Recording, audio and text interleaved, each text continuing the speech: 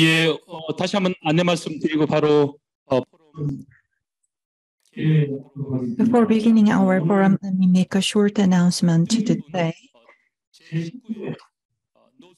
Marking the 19th anniversary of North Korea Freedom Week, we are here today, and I sincerely welcome every one of you to this event.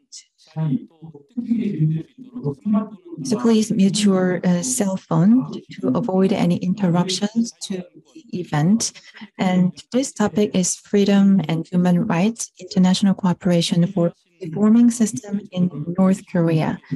And if you want to use simultaneous interpretation service, please turn on the translation device. Korean is channel 1, English is channel 2, Japanese is channel 3.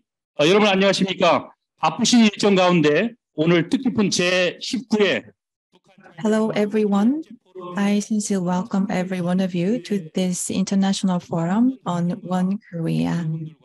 And we have invited very special guests and audience from abroad and here in Korea as well. And I am Jong-chun, Secretary General of Action for Korea United, AKU. And this forum is co-organized by Global Peace Foundation, North Korea Freedom Coalition, Action for Korea United, One Korea Foundation, and the Korea of All. And as you know, in 2004, as the U.S. passed the North Korea Human Rights Act, from 2005, we started this North Korea Freedom Week annually in Washington, D.C. and in Seoul in order to improve the human rights of North Korean people. And this international forum on One Korea has played an important role in addressing North Korean and peninsula-related issues, and with the topic of unification. And we have held these precious forums domestically and internationally, building a global consensus about important issues. And despite the very busy schedules today, we have invited very special guests and all the audiences to exchange valuable opinions and wisdom. So thank you so much for your participation. And this event is a live broadcast online. And thank you all the participants who are watching this event online. And we have invited speakers from Korea, Japan, and the US. And we are going to have a discussion about how to end the dictatorship of Kim Jong-un of North Korea. And also we are going to have a Q&A session. And in the last session of this forum, we'll hear from 2 Korean speakers about important topic as well. So from now on, let us begin this forum to talk about the 25 million suffering North Korean people. And let's talk about how to encourage them to seek freedom. Let's begin.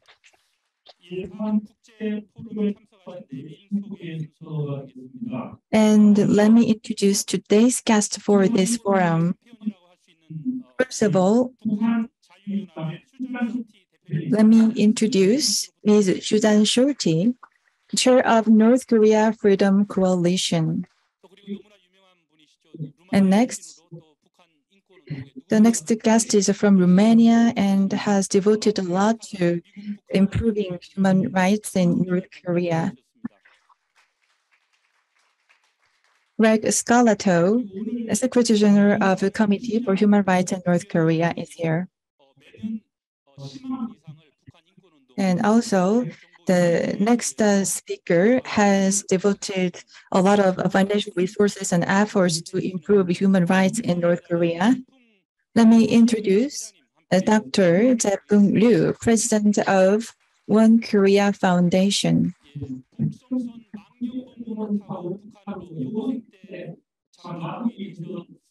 And the next guest to introduce the person She escaped from North Korea before, and after that, she has committed a lot to improving human rights in North Korea. Let me introduce Ms. Kawasaki Eiko, Chair of Action for Korea United Japan.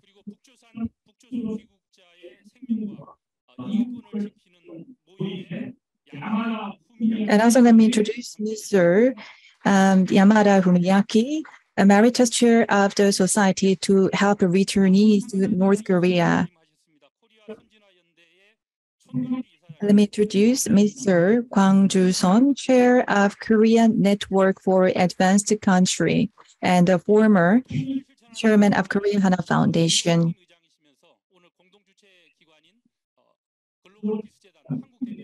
And let me introduce Mr. Inteck Seo, co-chair of Action for Korea United.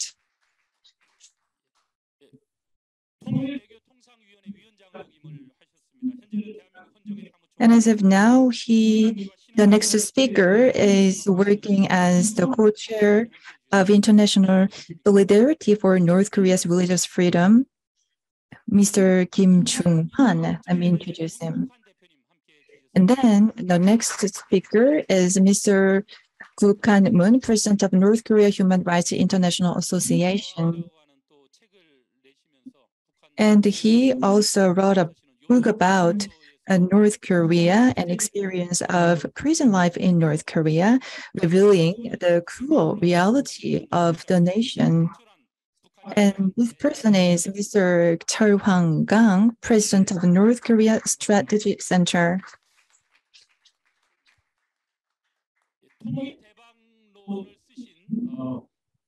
And then the person I will introduce is Professor Shin Chang-min from Chung-whan University, and he wrote a book titled Unification is Bonanza.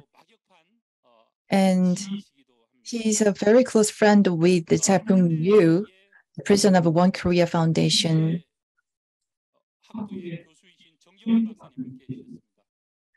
Jong-chun, professor of Hanyang University, is also with us today.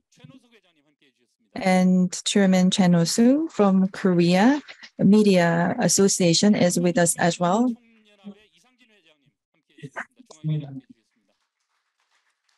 And Mr. Lee Sang-min is with us as well. And also the Mr. Choi Hyun-suk and all the members of the relevant organizations are with us. And I sincerely welcome every one of you.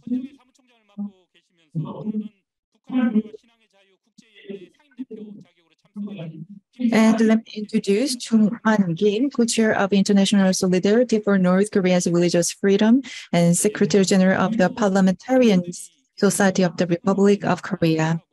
Because of the limited time, let me skip the introduction for other speakers. And let's begin to hear opening remarks from two speakers.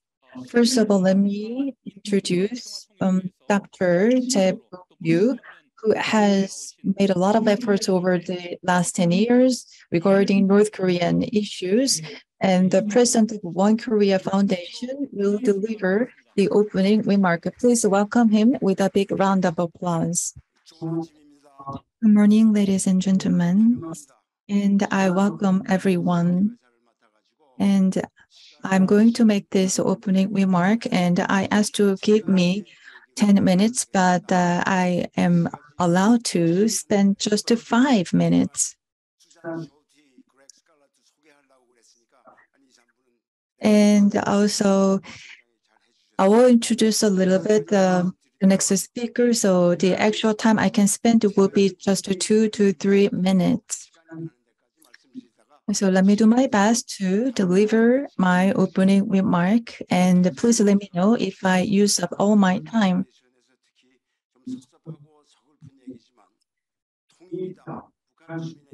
In terms of unification and human rights of North Korea, I do not think many people are not that interested in. In 1970s or 80s, people lost their interest or passion about the topic.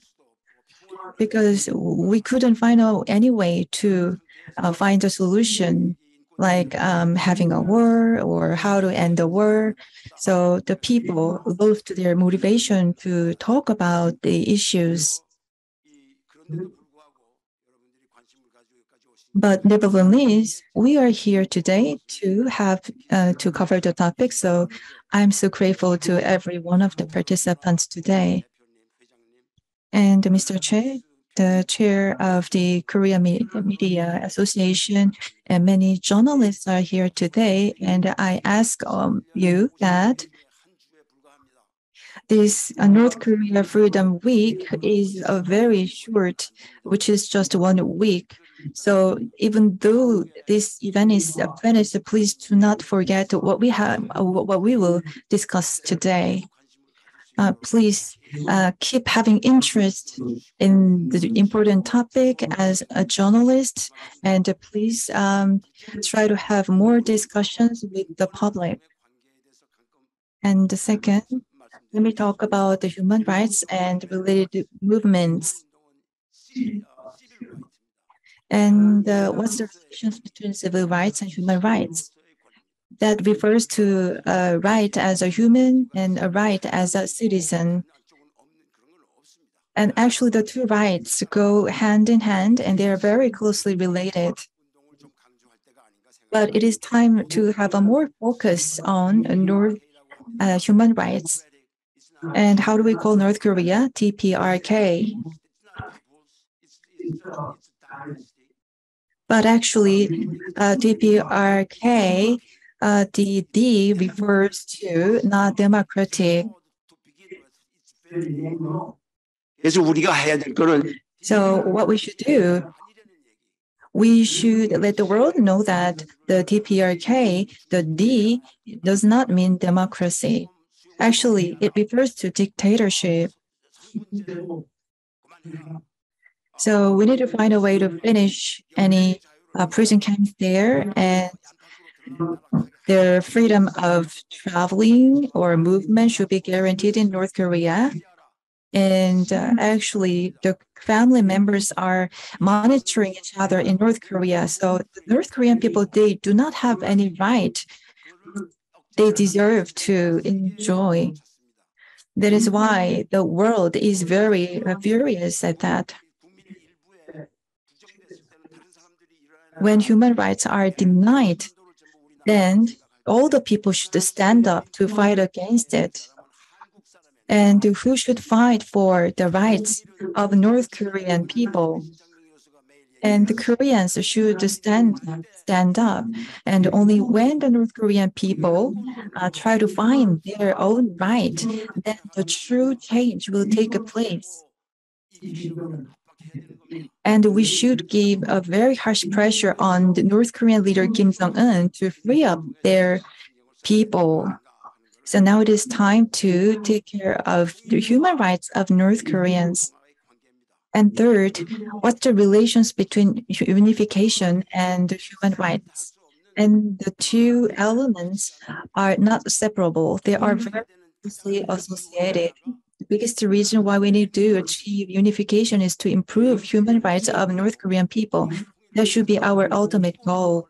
And to achieve our unification dream, we should promote the human rights movement as a key strategy. So whenever we have the human rights movement, we always think about how to promote unification, because the two go hand in hand. And I was born in Hamhung in North Korea in 1981, and I fled North Korea with my mother to South Korea. And when our neighbors were punished or bitten in the prison camp, or when they starve and when they don't have any food, I feel a strong compassion. I am so related to them. But some people say that why should we live together just because we are one people? Even though we are Koreans, it's okay to live in different regions in the north and in the south. However, I really cannot relate to that kind of stories. How can people say such a thing? They are brothers in North Korea, and we have many separated families who are suffering. We cannot ignore their pain. And actually, we can say that all the Koreans are kind of separated families because the people in the north are our brothers. So we should not pass on the pain of the North Korean people to the next generation. We should end the pain here. Thank you very much. 예.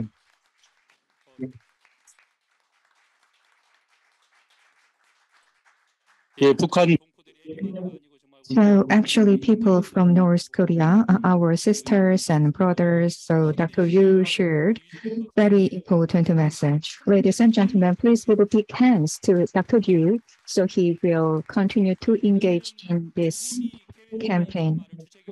So actually, we're supposed to have two opening remarks in order to make this event possible. Dr. Yu made a great effort, and also Mr. Kenji Sawai provide a great support indeed. But Mr. Kenji asked us to use this time for further discussion. So please give a hand to Mr. Sawaji Kenji for great understanding. Actually, his wife is Korean, and he makes tremendous effort for the unification. So GPF Global, his foundation is making great effort and movements in 24 countries. So that is a special consultative body to United Nations.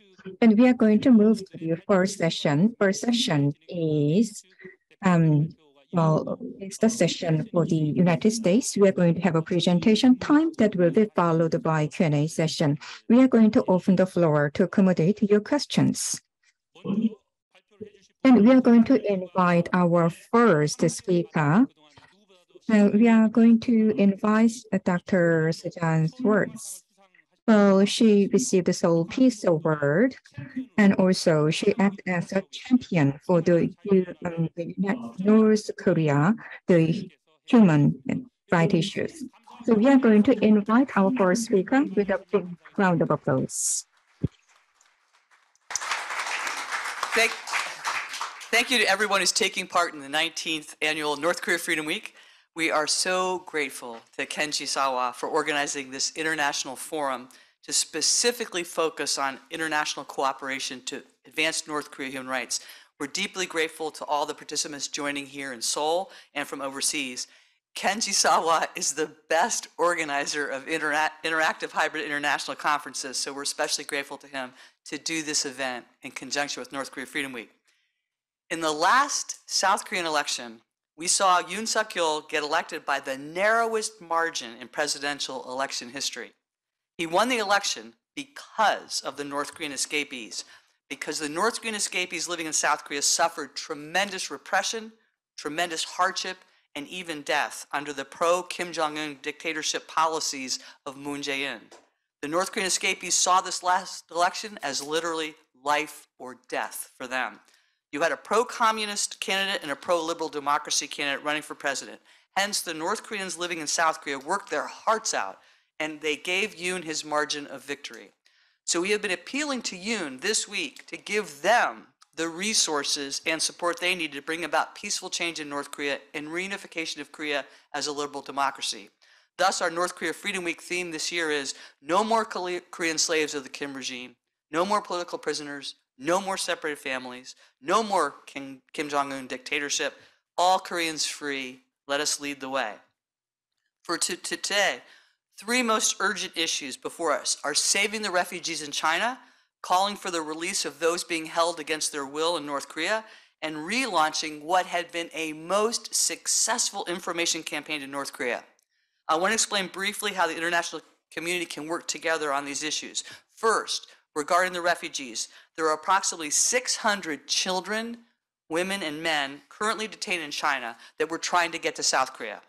because they escaped North Korea at a time when it is more difficult than ever to get out of North Korea. These refugees are in especially grave danger if they're repatriated back to North Korea. They had to have the means to cross the border since the crackdown and border closure. In other words, they had to have the financial resources. Thus, they are North Koreans who had status or North Koreans who had family members in South Korea financing their escape. This means that if they're forcefully repatriated back by China back to North Korea, they face execution because those are crimes punishable by death in North Korea. Thus, it's critical for the international community to call upon China to consider that these North Koreans are citizens of South Korea under the Constitution and to ask China for humanitarian consideration and allow them safe passage to South Korea for resettlement. Since the border is still closed, we have a window where their lives can be saved. Right now, I'm pleased to report that thanks to the cooperation of human rights activists in 16 countries and 50 cities in every continent with the PRC embassy, we have petitions being delivered today calling for just that, as Friday is the annual Save North Korean Refugees Day. Here in Seoul, we will be assembling at 2 p.m. at the PRC embassy to make our appeal. This event is always held in late September to mark the date of September 24th, 1982, when China took the honorable action of signing the 1951 convention relating to the status of refugees and its 1967 protocol. This obligates China not to send any refugee back to a place where they face danger. However, the PRC has cruelly violated this agreement by its illegal, inhumane, and cruel repatriation policy that has led to the torture and death of thousands of North Koreans. Saving these refugees is a critical priority. We are grateful to the credible reports we have heard of the kind treatment of these refugees by the Chinese detention center officials and guards. They know these children, men and women were just trying to get to their family in South Korea, and they have shown compassion to them. Second, never allow the issue of the abductees, the POWs, the imprisoned South Korean pastors and missionaries to fail to be a priority and at the top of our agenda. The Japanese government has been consistent and right to make the Japanese abductee issue at the forefront of its North Korea policy. The fact that the outgoing administration of Moon never raised with its meetings with dictator Kim concerns about imprisoned South Korean citizens, disappeared South Korean abductees, or the POWs is reprehensible. When I look at the prosperity in this wonderful country, I wonder why the request cannot be made but to the Kim dictatorship to allow the remaining POWs who made this prosperity possible to be able to come home. In recent years, there has been this misguided discussion by the former Moon administration for the signing of a so-called end of war declaration with North Korea. Should we not at least call for North Korea to do its part to end the war by accounting for the men and women it abducted and returning all the POWs it held after the Korean War? Regarding international cooperation, I'm proud to share that when we hosted the very first North Korea Freedom Day in 2004, it was the Japanese rescue movement that was our first partners in those efforts. And it was because of that partnership we were able to organize the first congressional hearing on the abductee issue, which included Japanese abductee families and South Korean abductee families. During North Korea Freedom Week in DC, we arranged for Mogumi Yokota's mother and brother to meet with then President George Bush, which they did along with Kim Sung-min of Free North Korea Radio, and the Hanmi family, a North Korean family rescued by Moon Kook-han, who you will hear from during this forum. This is the kind of international cooperation that can have a great impact. Third, absolutely critical issue is the information campaign.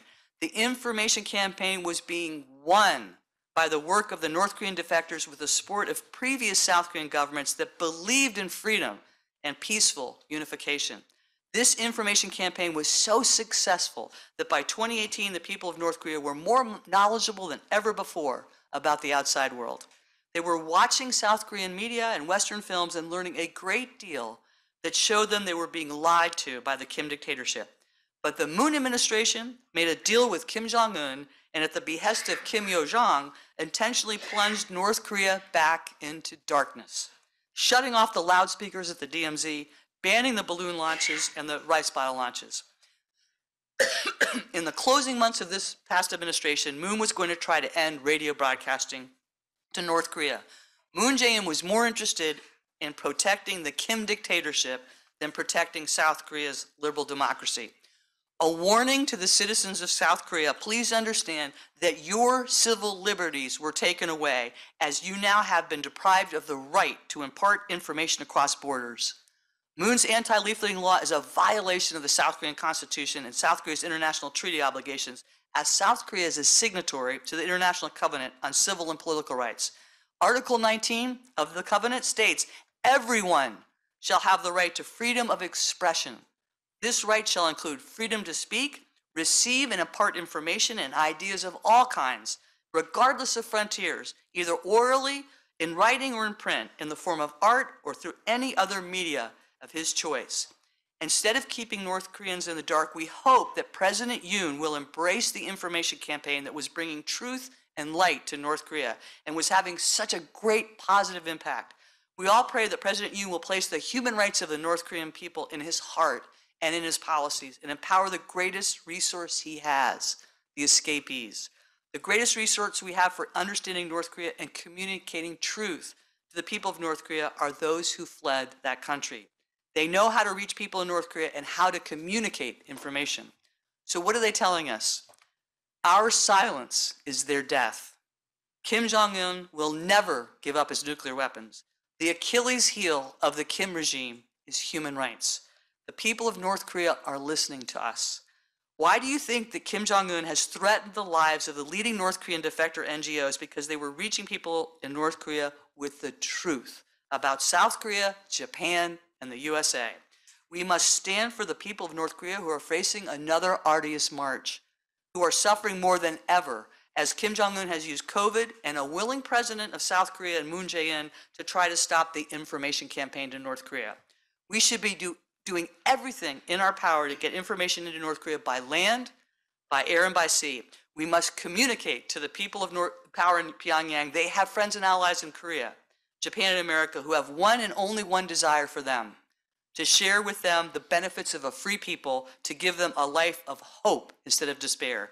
Those in leadership positions in North Korea wake up in the morning with only two choices: being slaves devoted to Kim Jong-un or their families' deaths.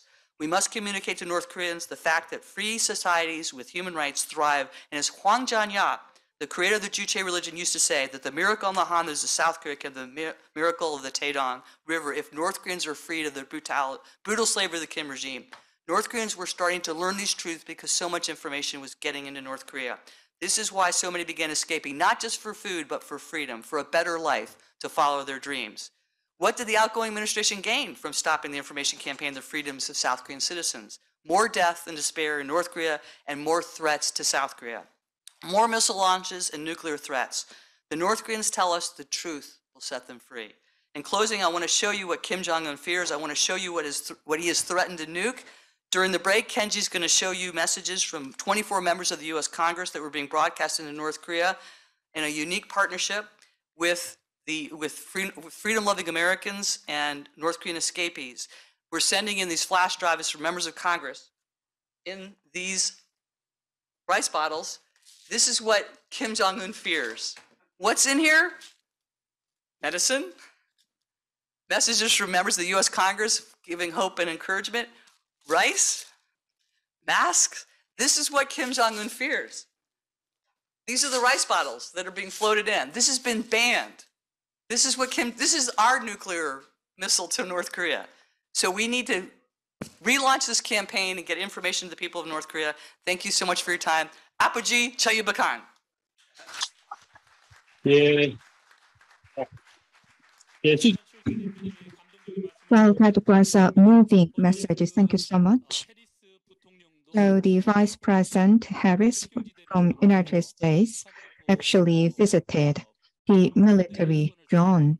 So actually there were discussions about the dictatorship in North Korea, and she heavily criticized the North Korean regime. So just like Suzanne Scholte, we should join our force together in order to crack down the dictatorship. We should work together with the defectors from North Korea, and also we should act as a lighthouse so that North Korean people can have a hope for a better future. Ladies and gentlemen, please give a big hands to Dr. Suzanne Scholte one more time. Next, we are going to deliver the video speech. So, professional basketball player, Mr. Enes Freedom, will deliver the messages. Actually, he delivers the peaceful messages, and his name was changed. His name was Enes Kanter, but his name has been changed to Enes Kanter Freedom. So let's meet him through the video clip. Freedom. My brothers and sisters of Korea, it is my honor and privilege to send this message of solidarity to you all. Addressing you all reminds me of my last visit to South Korea, where I was able to meet some of the most amazing people, particularly young leaders striving to achieve their goals. Needless to say that it was one of the most memorable moments of my life. It is my dream, however, to create such moments with the people of North Korea someday. With this dream in mind, I would like to take this opportunity to share the following message with the people of North Korea. I stand with you, and the people of the free world stand with you. Your suffering caused by the North Korean regime will never go unnoticed. I will always stand with you, all until day when a free and united Korea is established. In these troubling days, when countries around the world are full of tyranny and oppression, all free peoples need to unite and stand together even more. Although our backgrounds may be different, I want to tell the people of Korea that we are all one in our struggle for freedom. May God bless the people of Korea and bring forth a united and free Korea soon. Thank you, guys. 예, Thank you very much. And North Koreans suffering from dictatorship and the fear, actually they are with us. That is the message from Mr. Enes Kanter Freedom. Thank you. Next, let me introduce Mr. David Maxwell, Senior Fellow of Global Peace Foundation. So he sent us a video message. 25 million Koreans are suffering in the North. Their plight is a humanitarian tragedy beyond all comprehension. The Korean people in the North suffer for only one reason. Kim Jong-un must deny their human rights in order to remain in power. The root of all problems in Korea is the existence of the most evil, mafia-like crime family cult known as the Kim family regime that has the objective of dominating the entire Korean peninsula under the rule of the guerrilla dynasty and gulag state. We all need to ask what we can do to help our fellow human beings in the North. There are three lines of effort that we all must support: a human rights upfront approach, an information and influence activities campaign, and the pursuit of a free and unified Korea. All members of civil society can contribute to these efforts. Human rights are not only a moral imperative, but also a national security issue. None of the plans and agreements of the past 30 years could ever have been implemented due to human rights abuses and crimes against humanity. All the calls for economic engagement and development could never be realized because the business sector cannot invest in North Korea without risking being complicit in human rights abuses. Human rights activists and shareholders alike would exert immense and unbearable pressure on businesses that support the regime while it continues to commit its crimes. We must execute a superior political warfare strategy against North Korea. Again, the fundamental elements are a human rights upfront approach, a comprehensive and sophisticated information and influence activities campaign, and the pursuit of a free and unified Korea. The international community owes it to the Korean people in the North to help them after their 7 decades of suffering. In the U.S. Army Special Forces, we have a motto that says, De oppresso liber, meaning to free the oppressed. In the case of North Korea, the world must pledge to help the Korean people to free themselves. The only way we are going to see an end to the nuclear program and military threats, and more importantly, the human rights abuses and crimes against humanity being committed against the Korean people living in the North, is through achievement of unification and the establishment of a free and unified Korea that is secure and stable, non-nuclear, economically vibrant, and unified under a liberal constitutional form of government based on individual liberty, rule of law, and human rights as determined by the Korean people. A free and unified Korea, or in short, a united Republic of Korea. UROK or UROC. Thank you. 예, Thank you so much. I'd like to extend my sincere thanks to Dr. David Maxwell. So when there is an infringement on human rights, there will be no economic support. So we are living in this contemporary time together. North Korean people are suffering in modern time, and we should bear our moral responsibility to support North Korean people. Next, we are going to invite Mr. Lee Hyunseung. He is the defector of North Korea.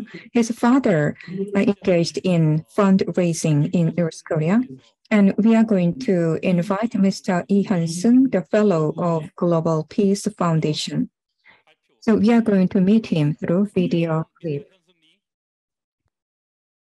여러분 안녕하십니까? 탈북민 이현승입니다. Hello, ladies and gentlemen. I'm North Korean defector Lee Hyunseung. So we are having discussions about freedom and human rights and international cooperation for reforming system in North Korea. This year, North Korean the Freedom Week is celebrating 19th anniversary. So taking this opportunity, I'd like to extend my sincere thanks to Dr. Jai-poong and all the people from GPF and relevant organizations. So for the last few decades, we witnessed the great suffering of North Korea. So in order to have such discussions, and we have the doctors Suzanne Scholte and Mr. Scarlatoiu and other the researchers and activists. And also, well, here we have the Mr. Kang Chul-hwan and the Dr. David Maxwell. So this is a very meaningful event indeed, because we are together with all these people who are playing great leadership to have discussions about human rights violation issues in North Korea. We had in-depth discussions in order to improve situation in North Korea, but still there is no big differences in North Korea. Well, North Korea do not want to engage in the peace talks, and they refuse to come to the negotiation table. And South Korean, the government, and made the efforts in order to make changes, but in some administrations, and they refuse to provide support for the North Korean people, and they actually provide aid to the North Korean and the regime. Denuclearization and the peaceful unification of the Korean Peninsula, that they should be discussed in connection with the human rights issues of North Korean people. Well, these days, North Korea once again raised the missiles and the nuclear development programs, and North Korea pursue their own prosperity and by developing nuclear weapons. North Korean regime ignore human rights and also the freedom of North Korean people. This is the actual situation in North Korea. Kim family actually sacrificed all the human rights and the freedom of North Korean people. So we should have discussions about this. And I believe when the Kim's family does not make his stance, we cannot have further discussions in order to make changes. Kim's and the regime will not give any freedom and human rights to North Korean people. So in order to have a unified one Korea, we need to have the multifaceted approaches. And also we should have discussions about denuclearization issues. Do you know what can bring about unified Korea? North Korean and the people argues that the Korean Peninsula cannot achieve unified Korea because external countries do not want to build trust with North Korea. And also there is a heavy interventions from external power. That's why the Korean Peninsula cannot be unified. That is arguments made by North Korea, but that is not true. Actually, Kim's family, they only pursue their own prosperity and their own interest. That is a reason behind this the problems we face. Human rights and the freedom of North Korean people should be respected, regardless any reason. But well, this universal value is ignored by Kim's family. So we should recognize freedom and human rights as a universal values and provide support for the North Korean people. So the international communities, including United States and also the South Korea, are making great effort in order to make changes. It is important to provide information to North Korea. Based on that, they can understand what is going on in external world so that they can make changes. Japan, China, Russia, and the United States, they're the big powers, and they also should have roles that support for the unified Korea. And well, these international powers, and they made effort in order to bring North Korea to negotiation table, but because of the Kim's and the regime's the stubbornness, and because the Kim's family only look for and go for its own interest, that we cannot realize unified Korea. If Kim's family make a change and we can see the unified Korea in the near future, then we expect it. So when the unified Korea is realized, then the North Korean people can enjoy freedom and human rights. In order to do so, it is important to have an information campaign. By providing information to North Korean people, they can understand external the world and that they will make changes internally. And I believe information will provide great power. Without information, without knowledge, North Korean people cannot make any changes. They cannot initiate any campaigns. So we need to provide the information campaign in a continuous manner. Based on that, we can make the North Korean people read the changes. I'd like to ask if you participate in this effort. Thank you. And Mr. Lee Hyunseung himself experienced the cruel reality of North Korea. So today, he highlighted the importance of information campaign against North Korea and international cooperation. And thank you very much for your remark. So as the next speaker, let me introduce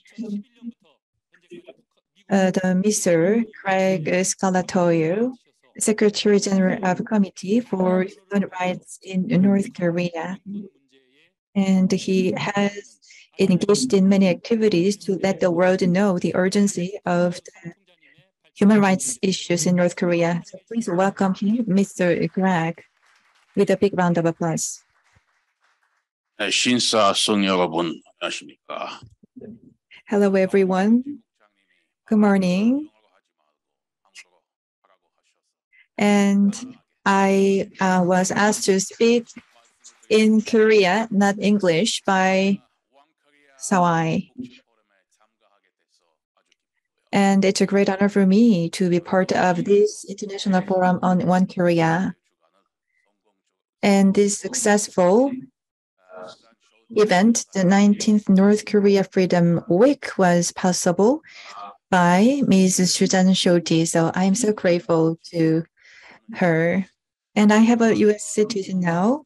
When I was young, I was born in Romania, which is quite similar to North Korea, and I lived there around 20 years. So in 1989, October, the Eastern and the Western Germans, they collapsed the Berlin Wall. So that is how the Germany was united. And at the time, I was a freshman of a college. So on the street, I made a protest along with the citizens, and we saw the collapse of the dictatorship in Germany, Romania, Slovakia, Poland, and thinking of those countries. And we know that there is everlasting dictatorship. It is impossible for dictators to have their power forever. So I think the same goes for North Korea and Kim Jong-un. And he cannot maintain his power forever. And 33 years have passed since the end of the Cold War, but still the Korean Peninsula is still divided. And for such a 30 years or so, South Korea has made a great success in terms of democracy and economy. However, the North Korea still remains as a dictatorship country. It's a very sharp contrast. And there are many important issues, including North Korean abductees and prisoner of war issues. And this 2022, even now, Kim family in North Korea is operating illegal prisoner camps.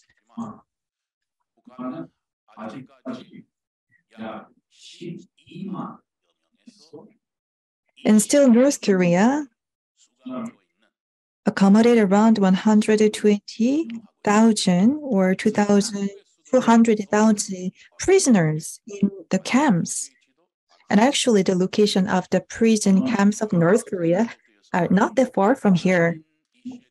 And before, Ms. Suzanne Scholte talked about refugee issues, and the refugee issues are quite serious as well. According to the Constitution of the Republic of Korea, all Koreans are Korean citizens. So people in North Korea, we always should think about their human rights issues. Only when resolve the issue of human rights of the people, we can achieve unification. But for the last 30 years after the end of Cold War, we have only focused on security, military, and political issues when we had a negotiation with North Korea. And what was the result? What happened?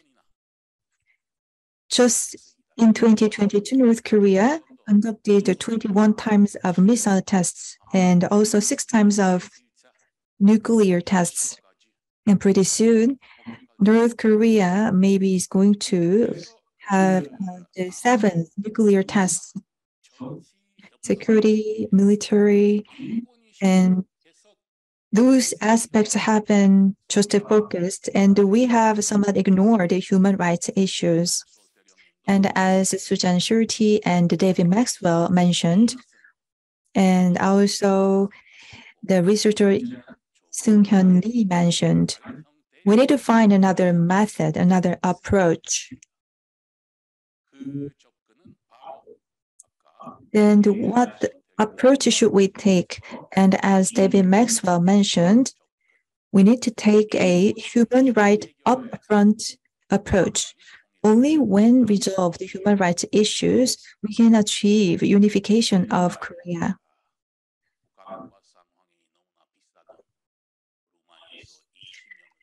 And I earlier told you that I spent 20 years in Romania, which was like North Korea. And also I studied in South Korea later. And that means I spent 10 years here, the divided country. That means that for 30 years, I always have the dream of singing unification, the unification of the Korean Peninsula. And we have many members from Global Peace Foundation here. And what kind of preparation should we have for unification of the Korean Peninsula?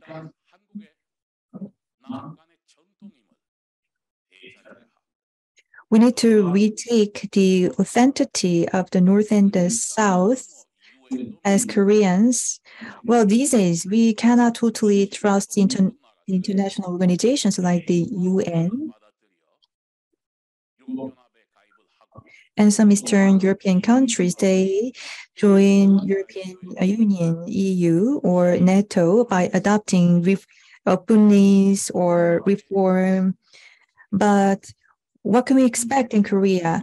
Only Korea and US alliance is something that we can trust. So we need to strengthen Korea-US alliance. That is very important. And in the mid-19th, Germany was united, and around 100 later, in 1945, the country was divided, separated, and 90 later, in 1989, Germany was united once again. Then what about the North and South Koreas? And Korea has a long history of 5,000 years. And for quite a long time, like 1,000 years, Korean people shared the same culture, the same language, and lived under the same political system. And sometimes I tell these stories to some youth. And what I say usually is that unification is a destiny, not a matter of option. Thank you very much. So the solution for the human rights violation in North Korea is to unify the one Korea. And he also emphasized that Kim's family cannot maintain its power forever. So now we are going to make some changes, and we are going to invite Japanese speakers first, and after that we are going to have a Q&A session for first and the second session. Then let's move to the second session, which will be led by Japanese speaker. Well, initially I introduced our first speaker. Our first speaker is Yamada Fumiake, Dr. Humida Yamahaki. Well, Dr. Yamada making great effort for human rights issues. So please welcome our speaker with a big hands.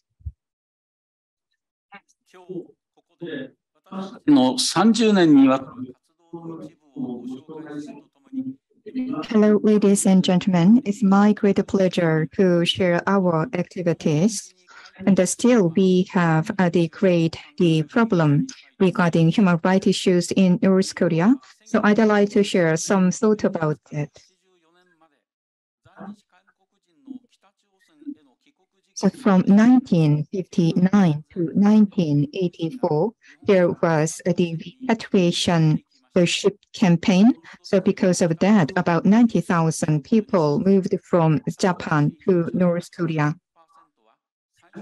So these 80% of these people actually moved to North Korea for the 2 initial years.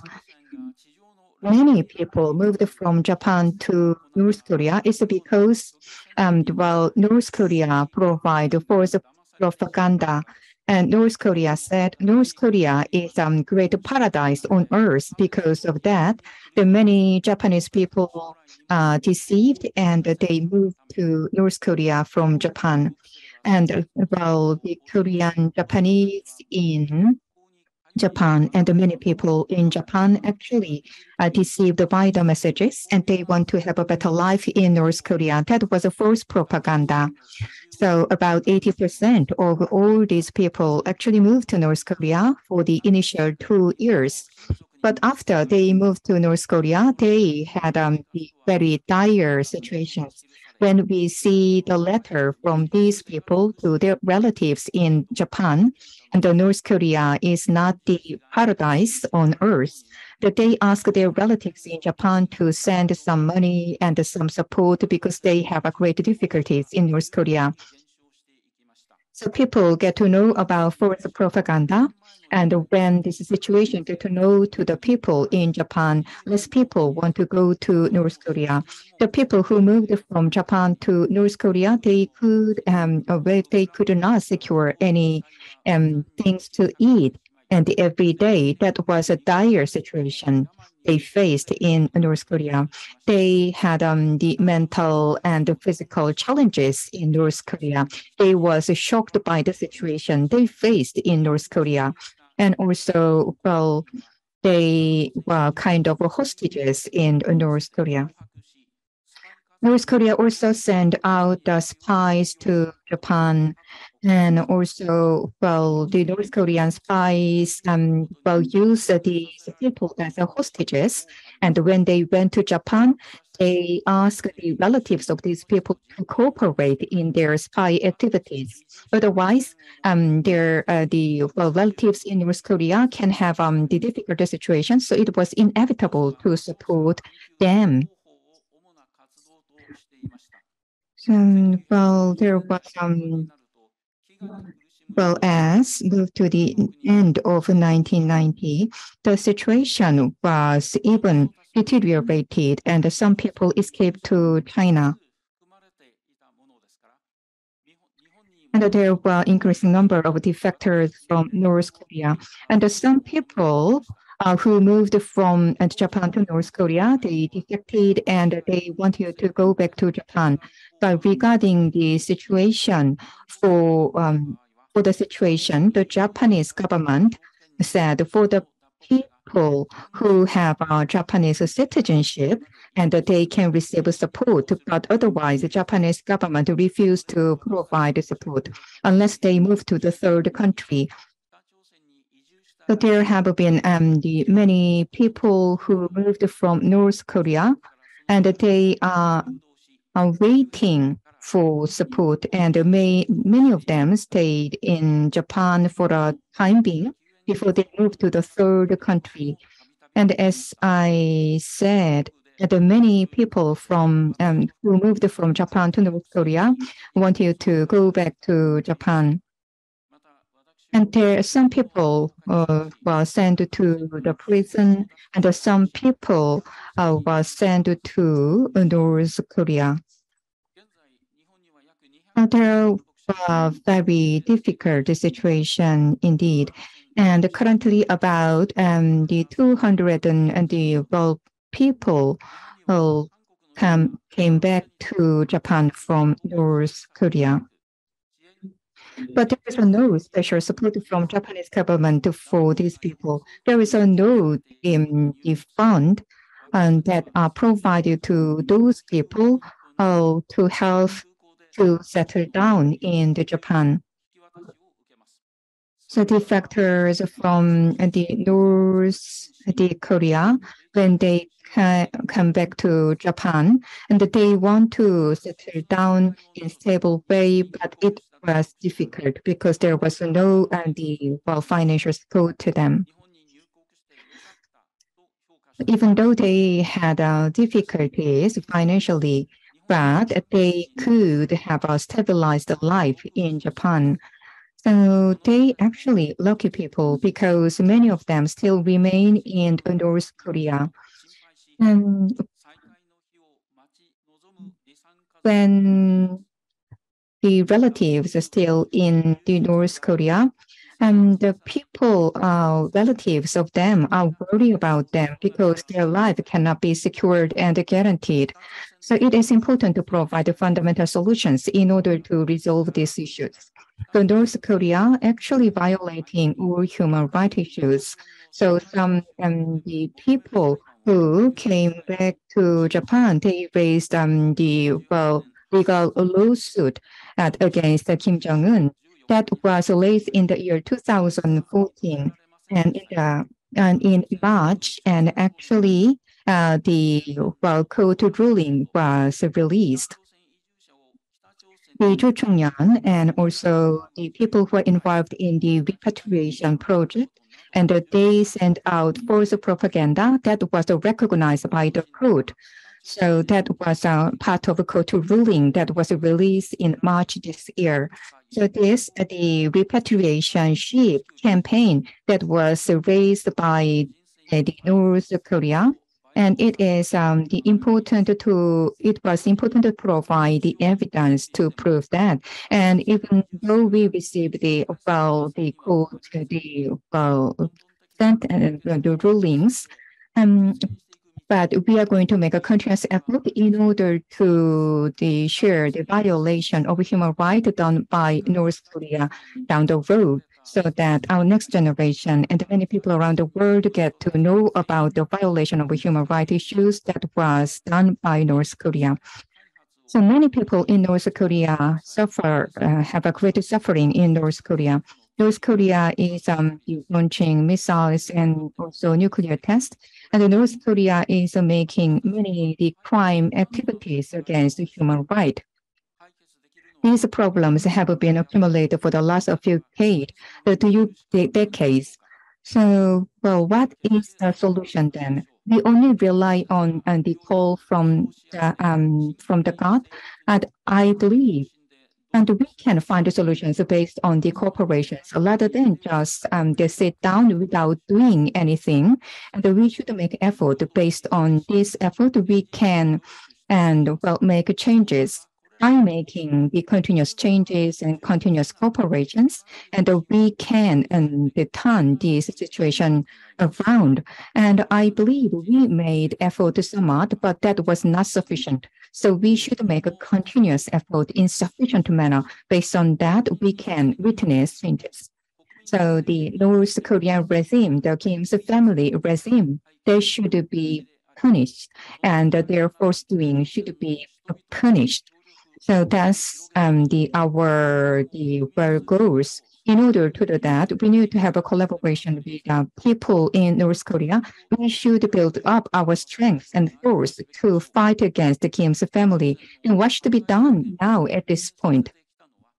North Korean regime, they are doing the criminal activities is because this North Korean regime could continue its dictatorship because they receive support from Russia and China. There is the support from Putin in Russia and also the leadership in China. And because of this, North Korean regime continue its the criminal activities. And now Russia is invading the Ukraine, and there is heavy criticism in the international society. Well, we should join our force to make a situation turned around. So international communities and they should work together in order to bring down this triangle this structure, which is made by Russia, China, and North Korea. We need to change the structure of the international order that was built by Russia, China, and North Korea. By bring down this triangle, this structure, and we can make changes in North Korea. And North Korea's the Kim's the family continue is a wrongdoing because they believe they can be supported by two great international power, which is Russia and China. So we should work together. We should work in great solidarity and well, actually, human rights issues know any national border. Human rights that should be protected beyond the national border. That is a universal value. So we need to work together. Thank you so much. Thank you very much, Mr. Yamada Fumiake. Now it is time to beyond the previous efforts, and in order to free up people in North Korea, all these citizens should be awakened based on solidarity and international cooperation. And for the last 30 years, even amid the threat to existence, he made a lot of efforts to free up North Korean people. So please give him a big round of applause. Thank you very much.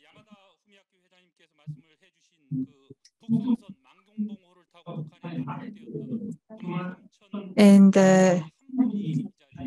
let me introduce the next speaker who experienced a kind of escape from North Korea. Let me introduce Ms. Kawasaki Eiko, Chair of Action for Korea United Japan and Chair of Korea of All. And he is actively engaging in human rights activities in Japan. Please welcome him. It is said that there was ideology of 홍익인간 in Gojoseon. The intention of our ancestors thousands of years ago was to become a person who benefits all humanity, and the spirit is still alive today in the 21st century. There is also saying that a dream that one person dreams is just a dream, but when everyone dreams the same, it becomes a reality.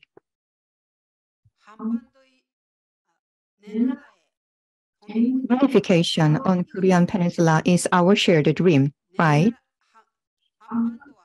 If the Korean people living on Korean Peninsula and around the world have one dream of reunification on Korean Peninsula, peaceful unification of Korean Peninsula will be achieved. But if we do nothing for the reunification of our country, it will end as an illusion. In order to achieve the greatest dream of a peaceful unification on Korean Peninsula, each of us must do everything we can. In November 7th, 1959, the people who boarded the first North Korean repatriation ship and the Japanese people who actively helped the North Korean repatriation project, such as the Japan-Korea Association, the Japan-Korea Repatriation Association, and the Japan Teachers Association, joined force to congratulate the occasion, and they planted 306 willow trees on the road in Niigata City and set up monuments and presented these willow tree and monuments to Niigata Prefecture at that time. The number of trees has been reduced to 80 trees, and they are withering now. We carry out the Niigata Willow Street Renewal Project in order to leave the world tangible evidence of human rights violation by North Korea. So this is the aim behind the Niigata Willow Street Renewal Projects. Starting from 1959 to 1984, about 93,340 people were sent from Niigata port to North Korea. They were received by false propaganda of the Japanese government and the Choong-whan. People who were thrown into dark land where no freedom and human right or democracy were guaranteed, were confused, and many people encountered mental illness. People were suffering from disease such as stomach problems and the hepatitis and others. Kim Il-sung called to come to North Korea, which is a paradise on earth. All living conditions are ready in North Korea, so do not bring anything and just get on the road. That's what North Korea said. But that was not the reality. The reality was hunger and all kinds of discriminations and the fear of not knowing when to be taken into the concentration camp. Still, those who have relatives in Japan could write a letter to them asking for help. So their relatives sent them items to sell so they could buy rice and necessities with the money. But the people who had no one in Japan have to sell the clothes and other utensils they brought with them. So they became worse off than those who originally lived in North Korea. However, neither Cho nor Japanese government took any measures and only sent people to North Korea from 1959 to 1984. So they were accused of spying and were taken away and beaten to death and executed and also killed in concentration camp. They were put into concentration camp and suffered from the forced labor, and some of them died. Not only did I carry out Niigata renewal project, but I also built a museum and erected the monument engraving the name of all 93,340 people who boarded the ship from Niigata to show the extreme human rights violation by North Korea to future generations. By doing so, we will hand down great messages in history. When we think of Japan in the context of peace, we think of Hiroshima. And in Hiroshima, there is an atomic bomb dome. When we think of Japan in the context of freedom and democracy, we can think of Niigata. Niigata can be included in the children's textbook, and it can be the destination for field trip to learn about the value of freedom. So we plan to organize the tour program for Korean tourists who come to 7 to 8 million a year, so that citizens of Niigata will also benefit. You might ask why we are doing this. We must be friendly with Japan.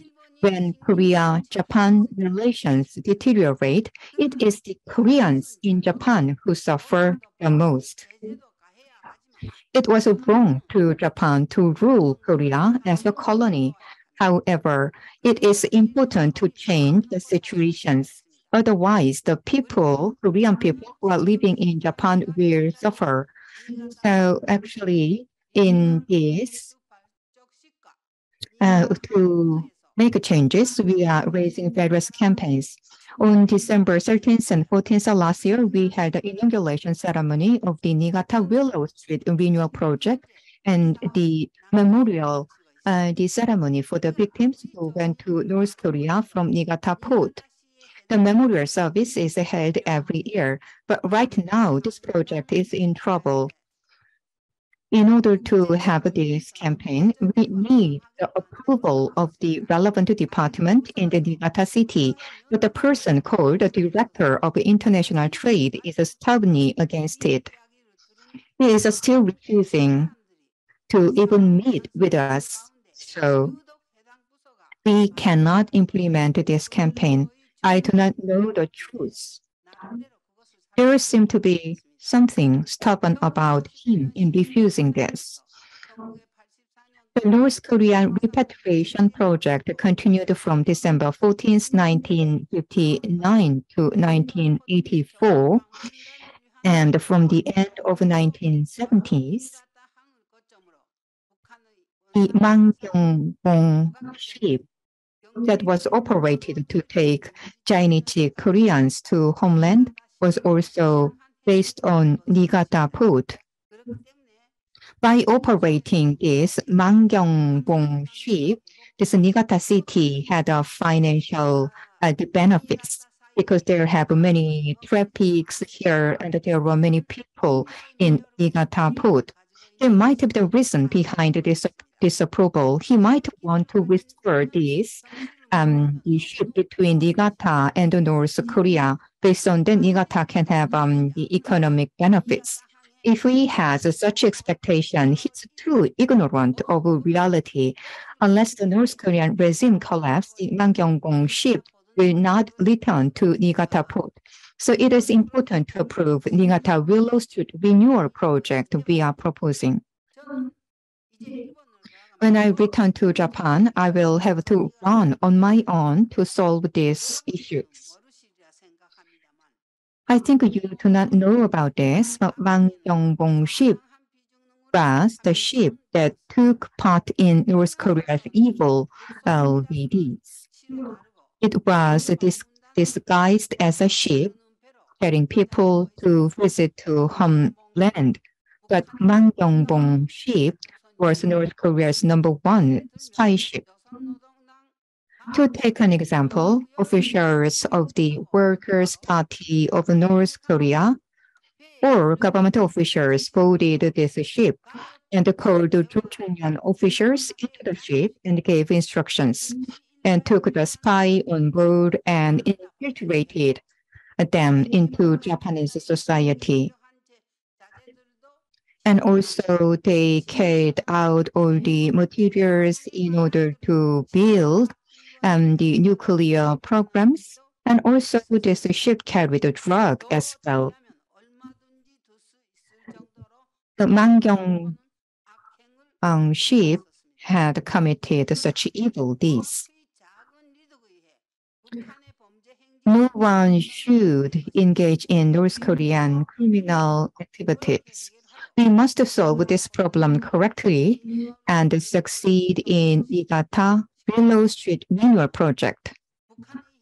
And we need to pass on to future generations the fact that North Korea's violation of human rights was done by North Korea.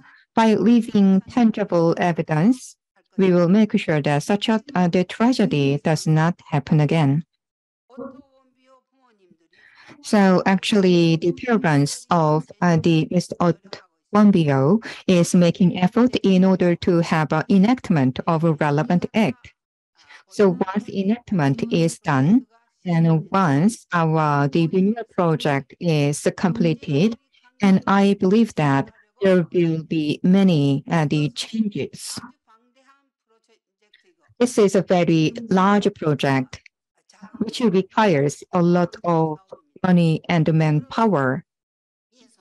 So in order to realize this, we need help from both North and actually from South Korea and Japan, and everyone who loves freedom and democracy and respect human rights. Let's become honig인간 and make the one dream of the unification of the Korean Peninsula a reality. Thank you.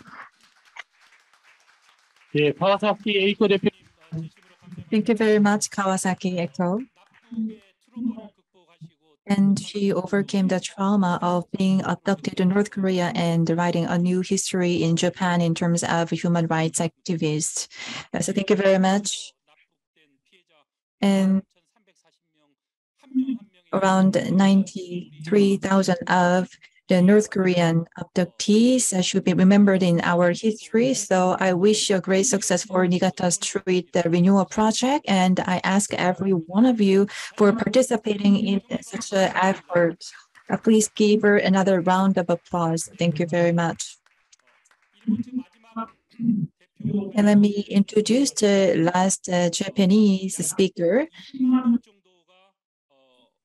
Around 200,000 innocent North Korean people, they are now detained in prison camps. And to abolish such a cruel prison camps, Mr. Son Yunbuk, Vice Chairman of No Offense in Japan, sent a message, a video message. Hello, everyone, my friends, a long time no see. I am Yunbuk Song, Vice Chairman of No Offense in Japan. Thank you for giving me this opportunity to speak.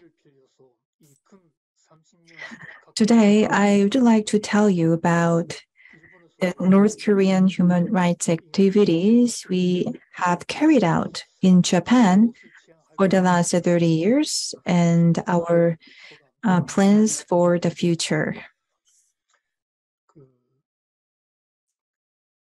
In Japan, our North Korean human rights activities began in 1993. At the time, there was an active project in Japan to send Chinese Koreans back to North Korea. And South Korea calls this repatriation to North Korea of Korean residents in Japan. We arranged some gatherings to hear the testimony of the people who went to North Korea and what kind of sufferings they experienced in North Korea. It was arranged by Park Soo-nam, a female Chinese Korean writer. And there were some Japanese university faculties and researchers interested in the Korean Peninsula issues and discrimination against the Koreans in Japan. So those people gathered together and heard the testimony and got greatly shocked. And of course, there is the geographic background of Japan you need to understand. The people gathered at the meeting believed in socialism and thought North Korea was making an effort to make a good country. So when sending Chinese Koreans to North Korea was actively ongoing, they encouraged Koreans in Japan they had known in high school to go to North Korea instead of South Korea, saying they could find a brighter future there. But what they learned a few decades later was different from their expectation. Those sent to North Korea went missing or died in political prison camps, though they went there in the hope of contributing to society. In the 1920s, Koreans in Japan became aware of the tragic situation of North Korea, and they exchanged such knowledge of the fact, but it was not widely known in the Japanese society. And in the early 60s and early 80s, some books describing the North Korean situation were published in Japan. However, those books did not significantly affect the Japanese society. And afterwards, in 1990, especially in 1995, for the first time, those who experienced North Korea's women's concentration camps were invited to Japan to lecture, which caused a kind of sensation there. After that, Myung-chul-an and others who experienced prison life in the North were invited to Japan to talk about reality in the North. However, it was only in 2002 that those efforts came to fruition. In 2002, the then Prime Minister Abe visited Pyongyang and met with Kim Jong-il, and Kim Jong-il admitted that he had abducted Japanese people. Only then, as for what was going on in North Korea, was covered by Japanese media. The Japanese media covered what was happening in the North Korean camps and the cruel realities there. And this is how people in Japan came to know the truth.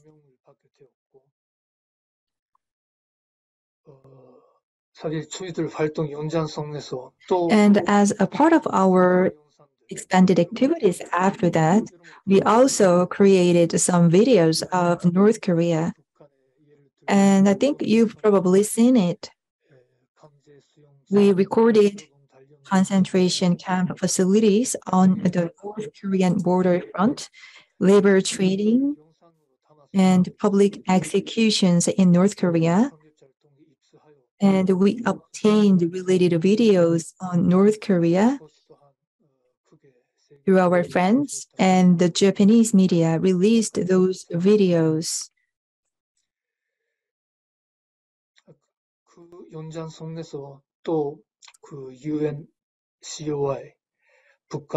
And I can say that this had an impact on Japanese society. In addition, UNCOI Special Rapporteur on Human Rights in North Korea was selected. Moreover, a special report on human rights in North Korea was published in 2014. That means North Korean human rights have become a significant item on the UN agenda. However,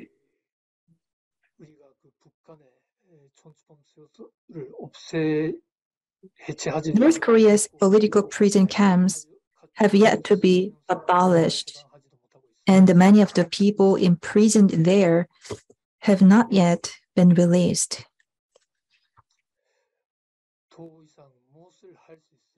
What can we do more, and what we should do more? Well, unfortunately, we could not find a way to go. While we are pondering these things, there have been some talented and influential people in Japan who want to collaborate with us. And through their efforts, we recently created an animated film of a North Korean political prison camp, and its English version and the animation titled Rebandom was also released in South Korea.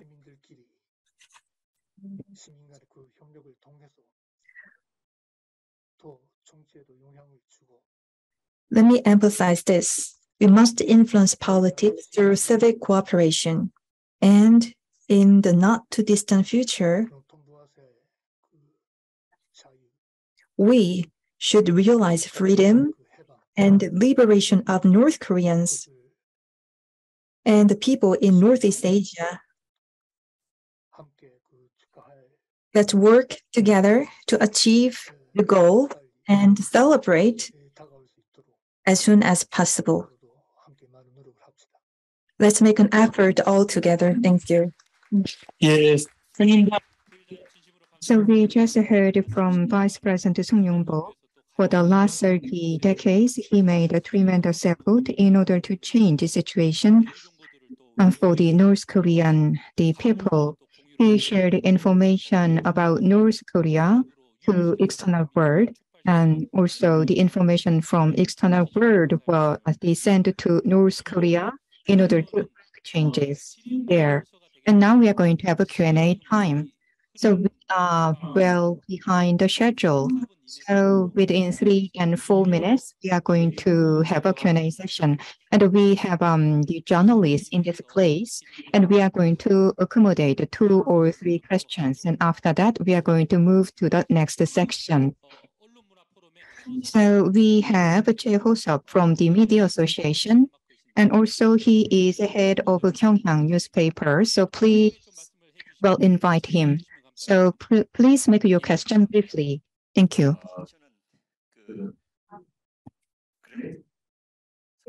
So I'd like to ask a question to Greg Scarlatoiu.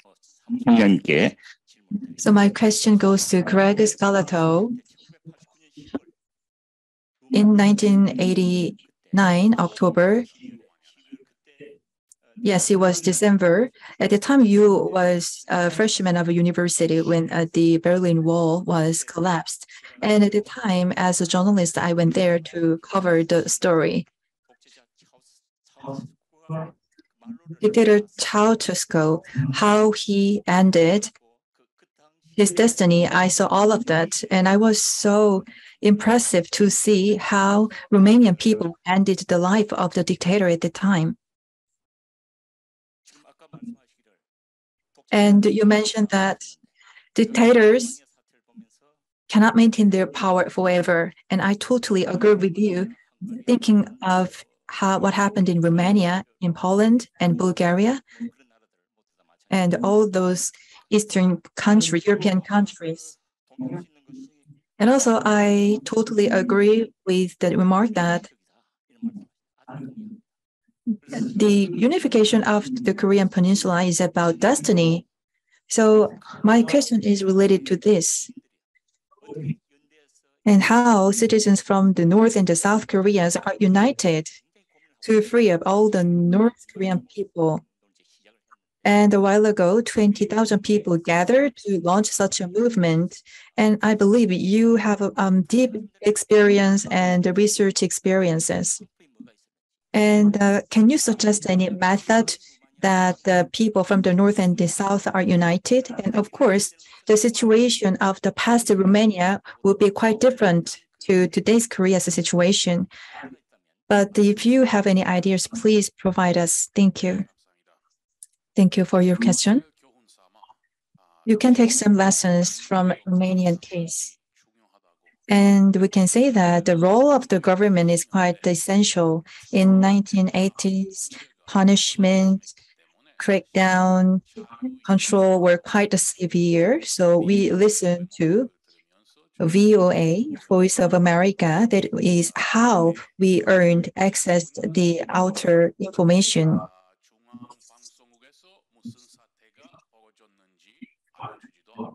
And around the time, the Romanian broadcasting, the institutes did not let people know what was going on. So we had to access the information from the outer world.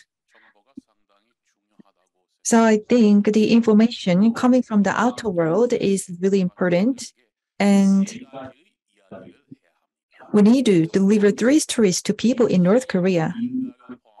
First story. The elites in North Korea, including Kim family, their corruption is quite serious. We need to let people in the North Korea know the fact. Second, though North Korean people, they have human rights, but actually their rights are severely violated. So we should let them know that they have the right to know. They have human rights. Third, we need to deliver an information from the outer world to the North Korean people. In particular, we should let them know how South Korean people enjoy their freedom.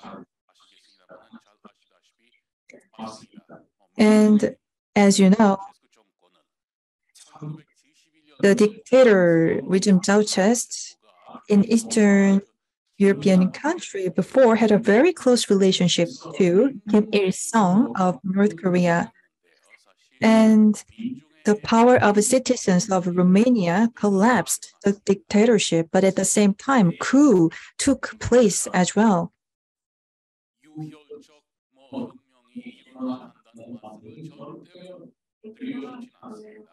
I'm not saying that there should be some bloody suppression. The bloody suppression should not happen because I witnessed myself. So I urge you to achieve a very peaceful unification. High-ranking officials in Romania, they made a coup, and then administration, then regime collapsed. And 34 years have passed since the end of the Cold War, and now the backgrounds and the situations of Korea and Romania are a little different. And the Romanian dictatorship had a very more severe policies, but at least we can take some lessons from Romania. Thank you very much. So actually, there is another event in the afternoon. So we need to conclude our talks, our event by 12. Is there any burning questions? So very shortly. 생각해 봅시다. 3.1운동. There could be a lot of movements like Romanian movement in the past and the Korean Liberation Party first movement. And to promote such movements, active interaction is required. But unfortunately, North Korean people, they cannot communicate with each other. Only when they have a conversation, when they have a communication with each other, they can share opinions. And only through such an active communication, the North Korean people, they can be awakened to the truth and meet each other and have talked each other. And in the past, the Christians in Korea had to hide their identity, religious identity. and they had to secretly meet each other. But anyways, any movements, any changes can take place only when people gathered together, when people organized some groups. Thank you very much. We are going to take only one more question. So if you have any other question, we are going to accommodate the questions after Korean session. Please make your question briefly. So I'd like to extend my sincere thanks to all these speakers for sharing insightful ideas.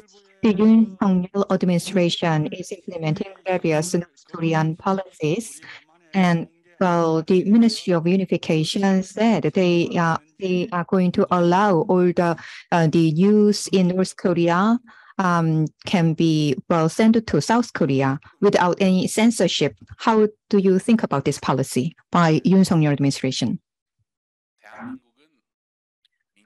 Well, actually, South Korea is a democratic nation, so South Korea is an open society. So the South Korean people can have accessibility to all the information around the world. But the people who need information from external world is not South Korean and the citizens, but North Korean citizens. We have a very limited channel to send out our information to North Korea. If one of the channel is blocked, it's very difficult to send out information.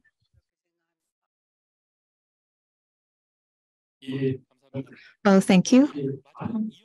So last, we are going to invite the Young-soon. Please make a short question. 21세기입니다. Now we are living in the 21st century, and many countries across the world focus on the united globally. However, only North Korea is isolated, and we need to promote a movement to abolish any prison camps in North Korea. And I experienced the reality in the prison camps, so I beg you to participate in the movement. So I hope that the hope can be delivered and that can be realized. Now let me continue. So here we are going to invite the video messages from the lawmakers in the United States. 22 members of U.S. Congress to give a special message for North Korean human rights.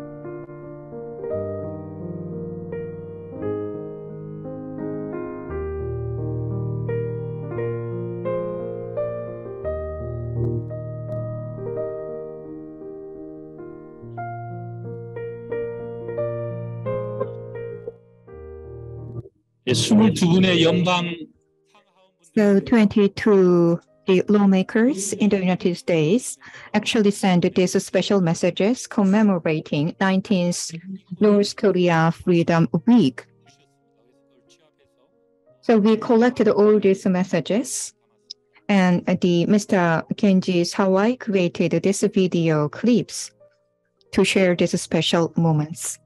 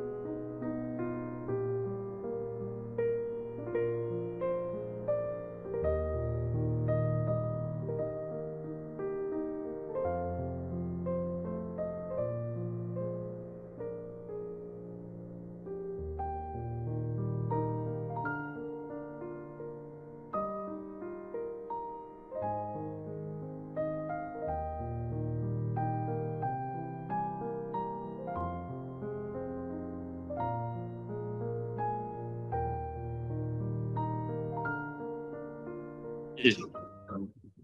예. 예.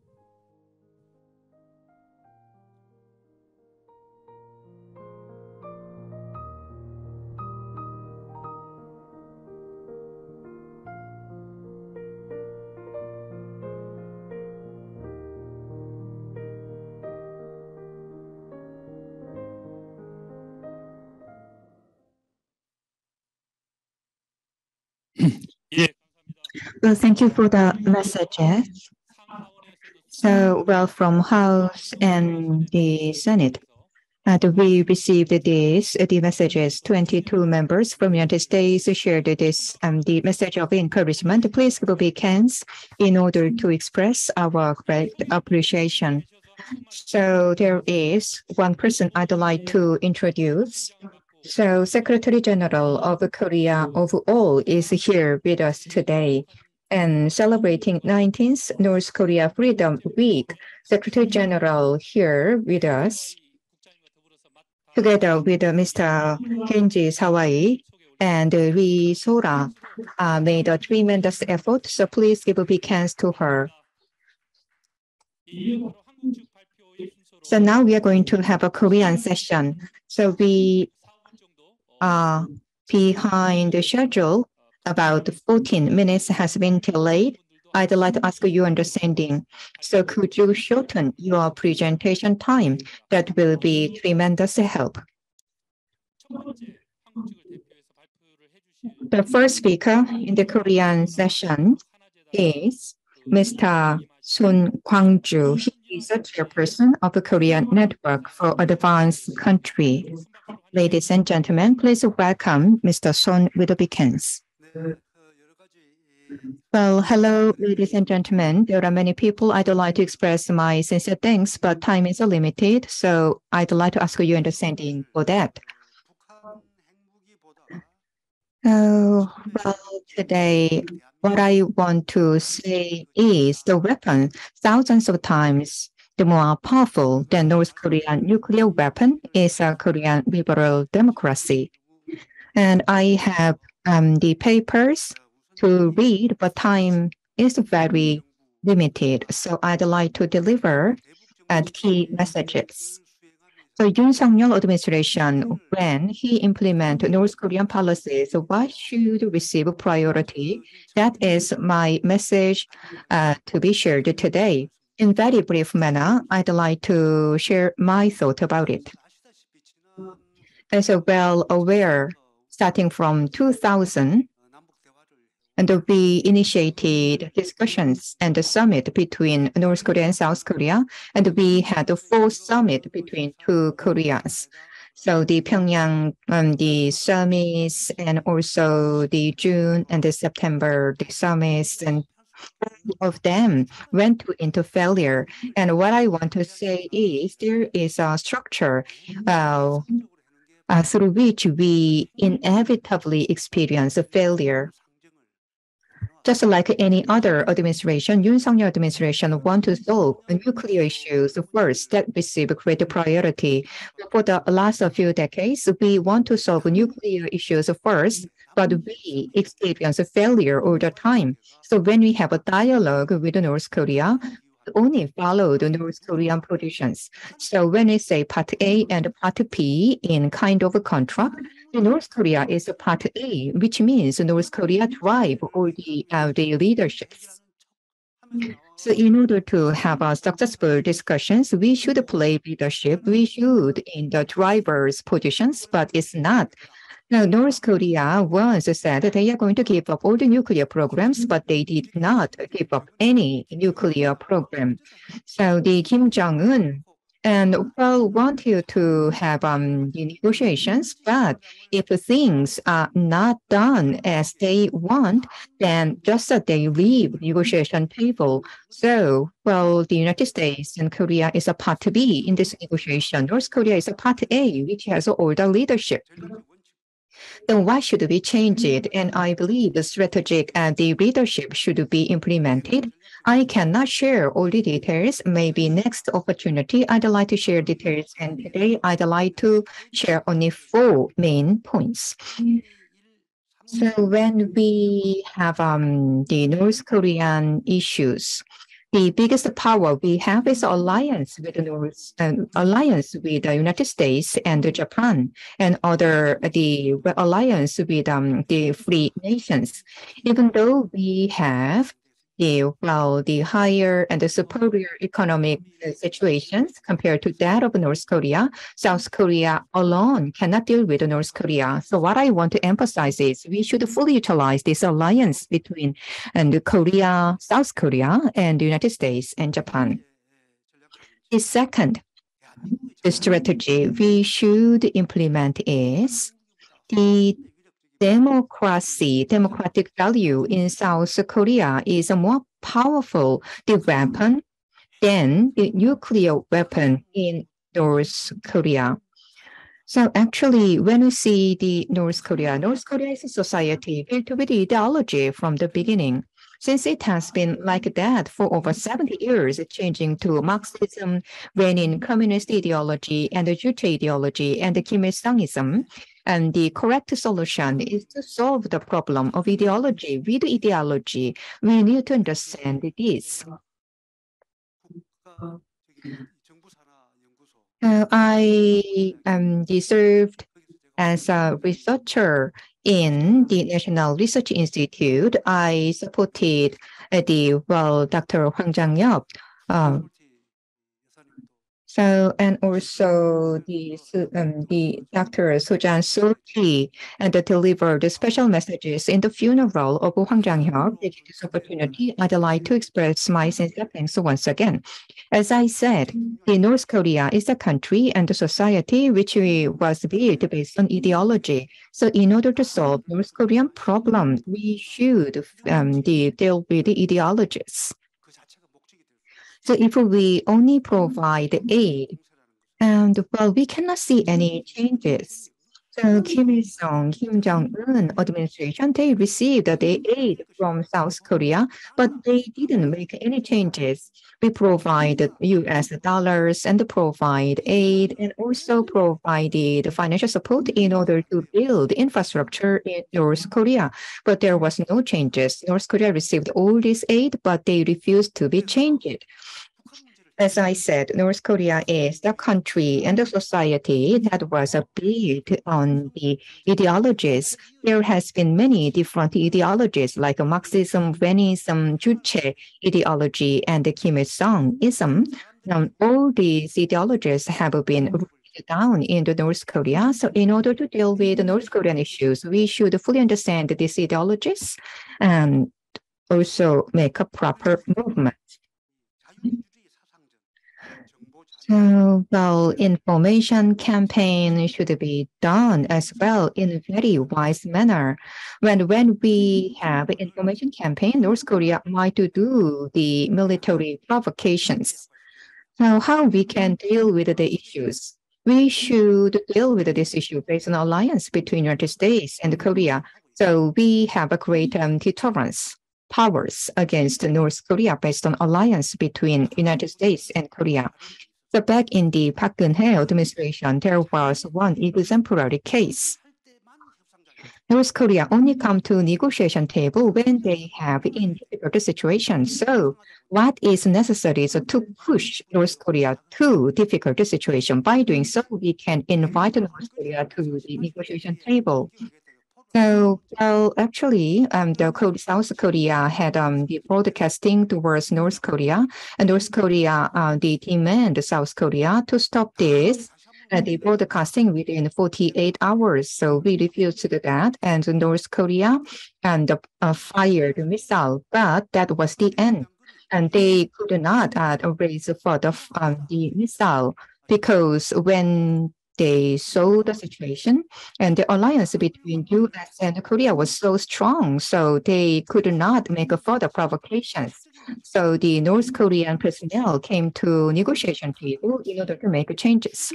So we need to have the card rather than one card. If we only want to use one diplomatic card, we cannot make any changes. We should have two cards. In other words, we should have two track approaches. So Yoon Suk-yeol administration and should consider the following matters. So when we see the international political order, this the message I'd like to share is very meaningful. So the past, the Moon Jae-in and the administration implement the peace process. So actually, the Moon Jae-in want to be in the middle between North Korea and the United States. But his administration was criticized as the chief spokesperson of Kim Jong-un. So Moon Jae-in was heavily criticized that he acted as the chief spokesperson of North Korea. So while some international media criticize Moon Jae-in as a stupid leader, so what is the problem? So when we have a North Korean policy, and in order to have a successful North Korean policy, it is crucial to receive support from international society. If we do not have encouragement and support from international community, it is impossible to have a successful the changes. Now, the Putin from Russia is heavily criticized for the invasions. It's because there is no cause that should be accepted by international society. So the President Zelensky and he present the overall cause. So the Russia is chased into the corner. So Russia is receiving great the criticism. So freedom and the human right for the North Korean people, that should be the great cause. And we should present this great cause up front. Based on that, international society will provide support to our North Korean policy. If we just argue that North Korea should give up nuclear weapon, then there will be no changes, and it will be difficult to receive the support because that cannot be a strong cause. And the human rights issues and freedom issues of the North Korean people, and that the serious issue indeed. And well, if we do not provide proper cause, international society just believe the North Korea is doing the act to protect themselves against alliance between South Korea and the United States. In that way, we cannot persuade international society. Actually, China and Russia is behind North Korea. So when we provide a proper cause, which is the protection of human rights issues and protection of freedom of North Korean people, they should be well delivered to international society. So the event like today should be organized frequently so that our message can be shared. Well, thank you so much. He talked about the power of the democracy, and he talked about the ideology issues. And next, we are going to invite Moon Kook-han. 주시겠습니다. 문 대표님은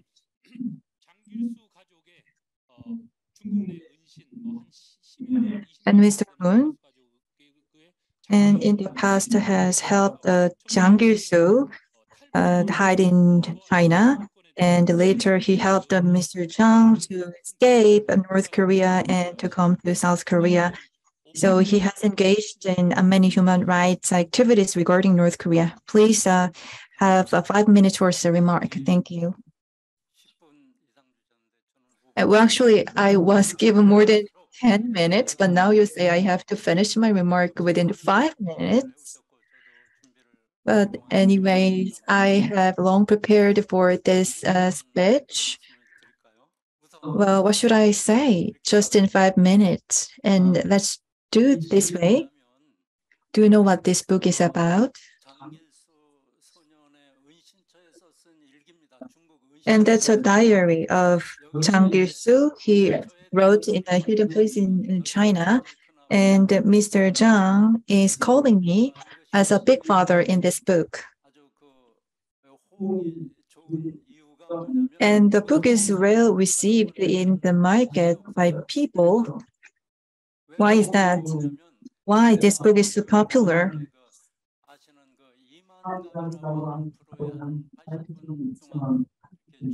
And I appeared on a TV program called Imangap. And as you know, my name is Kook-han. And in the opposite order, people call me Yunbuk Moon. That means in English, the gateway toward South Korea. That is what my name refers to. And Mr. Zhang is saying about the meaning of my name in this book. So please purchase this book and read it. And there is a saying that the world revolves around painful places. If we turn a blind eye on the pains of our neighbors, what's the difference between human beings and animals? And a while ago, I was told from a person that, and he is a Korean living in the US, and he has worked with very high-ranking officials for a trade deal. Anyway, I met him, and I was told that he has seen, and I told him, I only watched the life of North Korean citizens, and you have met high-ranking officials, so what is it like? And I'm not sure if he is going back to North Korea or not, but anyways, I was very shocked by hearing his remark. And he said that actually North Korea is a place for animals, non-human beings. For the last 20 years, I have had a lot of conversation with North Korean refugees. And anyway, the person has only contacted with very high-ranking officials for 10 years. But even though he experienced only high-ranking people in North Korea, but he said that North Korea is a place for animals, not human beings. And many media say that the human rights situation in North Korea is very worst of its kind in the 21st century. However, the media do not cover whole stories, and they cover only temporary stories. So here I would like to make one suggestion here.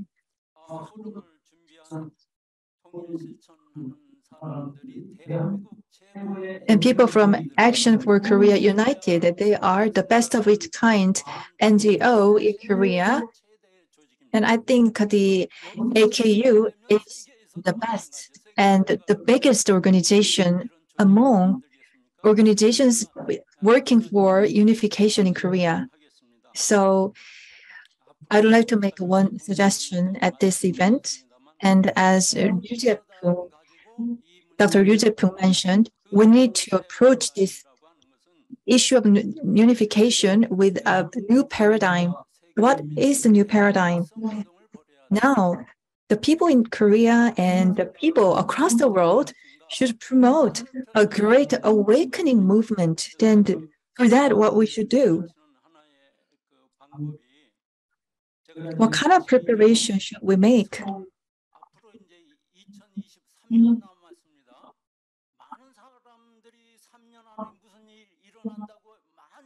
And for the next 3 years, many people say that they expect something coming for the next 3 years. By 2025, we have only 3 years away, 2025. And I know that many organizations, including Action for Korea United, they are so dedicated to achieving unification within 3 years. So that I would suggest holding Korean Dream Expo.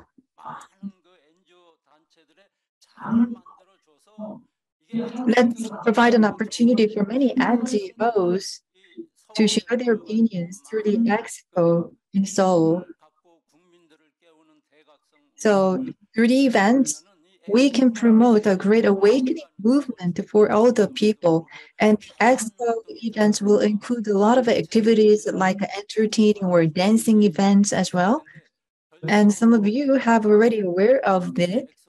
And I already distributed a very brief attachment describing my vision for the expo.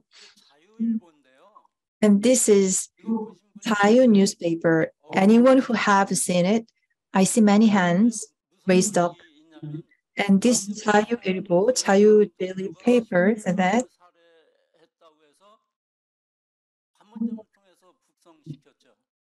there was an event that the South Korean government forcibly repatriate the North Korean refugee back to North Korea,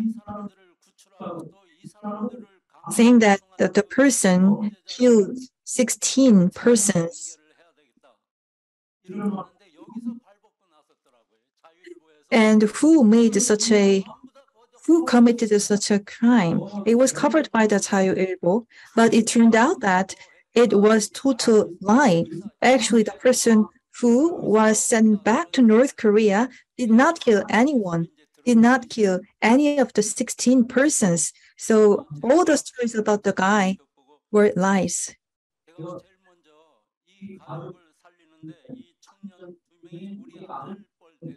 And actually, the two persons are the same age of my son. So they're like my sons. And I really ask you to participate in saving those young people's lives with the Hongye Ingan spirit, which is humanitarian spirit of Korean people. Under God, we are only one family.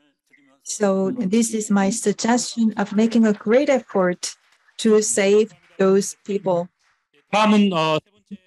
Next, we are going to invite the third speaker. So in the year 1992, he defected from North Korea, and when he was 9 years old, he was in the concentration camp. So he left North Korea and acted as a president of the North Korea Strategy Center. Let's invite Mr. Kang Chul-hwan. So Kim's family has its power for about 72 years. Why that power is still there? Who has a responsibility behind that? I believe South Korean government has the responsibility. So in the past, in 1997, there was the difficult financial situation in North Korea. And when Mr. Hwang Jang-yeop came to South Korea from North Korea, he said North Korea will collapse sooner or later. Well, Mr. Hwang Jang-yeop knows about the situation well, and he said the collapse of Kim's family is imminent. But because of the support from South Korea, and the North Korea will survive. And the left-wing administration in the South Korea provided support to North Korea. And well, because of that, North Korea and the regime is still there. Because of time limit, I cannot share every detail about that. But anyhow, the North Korean people want to see collapse of the North Korean dictatorship. But the spies in South Korea and also South Korean left-wing administration, and they provide aid and support to North Korea. So the truth should be revealed. Not only left-wing government, right-wing government in South Korea also have a problem as well. So Yoon Suk-yeol administration shared a bold initiative and a bold strategy, but many the people laugh at that. So North Korean Kim Jong-un doesn't have any intention to give up nuclear weapon. And Yoon Suk-yeol said in return, in the case, there will be financial support. But well, that is no possibility of giving up nuclear weapon. The Kim Jong-un administration, and well, they could not make any changes. For the last 2 years, due to the COVID pandemic, the North Korean people, they had a great suffering. There is no vaccine, there is no medicines. So, well, North Korean people want to see the collapse of a dictatorship. The South Korean leader should say, please open the gate, and we are going to give vaccines to North Korea. That will be the bold strategy. But well, the Yoon Suk-yeol administration is not doing that. Only Yoon Suk-yeol administration say that when North Korea give up nuclear weapons, and we can provide financial support, but there is no possibility that is a very stupid approach. There is no time to waste. North Korean people are suffering. So, well, North Korean people, they have a great violation of the human right and freedom. And well, the cats and dogs in South Korea, they have a better life than the North Korean people, actually. So this, the North Korean leader, Kim Jong-un, should be cracked down. There will be various ways. So the strategic asset from the United States can be used in very strategic manner so that North Korean leader can be the target. So the Soleimani in Iran was the case. So now North Korean leader Kim Jong-un hire about 5,000 special force in order to protect himself. And also there are 200,000 guarding people who protect Kim Jong-un. So it is impossible to crack down that. So what I want to say is, in a very secret manner, by using intelligence service and the strategic asset of the United States can be used to kill him, so that Kim Jong-un will have a great stress. So he suffer from stress. So he will die with the stress at the end, I guess. So now the Kim Jong-un blockade all the national border. So we witnessed the Chang Song-tae case. About 5,000 people died after that. No the people were able to escape North Korea. Witnessing the Chang Song-tae case, many people had a great fear and they wanted to leave North Korea, but it was impossible. So it is crucial to find a route for North Korean people to escape. So through the sea and through the land, and we should support these defections from North Korea. So many the defectors were sent to North Korea, and I believe this is a criminal act. So the people who supported this and they should be punished. Well, I believe the South Korean law is quite generous. So, well, there is no harsh criticism and the punishment rather in South Korea, but I believe those who provide support for the repatriation of North Korean defectors to North Korea, they should be punished heavily. And also, it is important to provide information properly. So North Korean people have a hard time to get information from the external world. North Korean people do not have a radio. There are about 10 channels to send out information. So, well, actually, even though the external world is sending out all the information to South Korea, because the South Korean people do not have a radio, this information cannot reach North Korea. So what I want to say is, in order to send information, someone should go to China and should cross the border and should go to the North Korea. But who can do that? It is a difficult job indeed. So about 100,000, 200,000 special the people should be well hired and they should send to the North Korea. When there is such act, there can be changes in North Korea.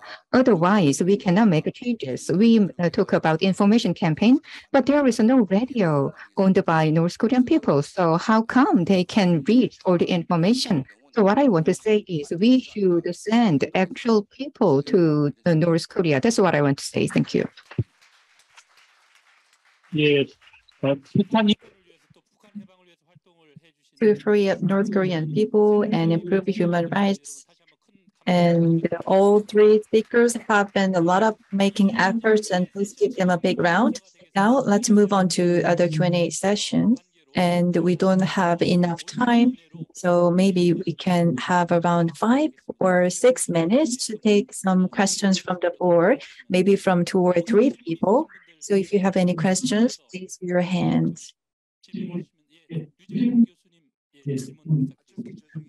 Yes, Mr. Jai-poong Ryu. Well, it's a matter of word. When it comes to North Korea, we use the word North Korea versus South Korea, where sometimes we call them DPRK.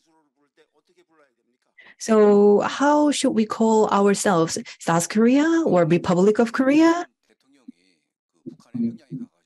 When then President Moon Jae-in visited North Korea, and he said that he called himself, I am a president of South Korea instead of Republic of Korea. It was so insulting to Korean citizens. How could we say that he is the president of South Korea, not Republic of Korea? So I think we should call ROK versus DPRK.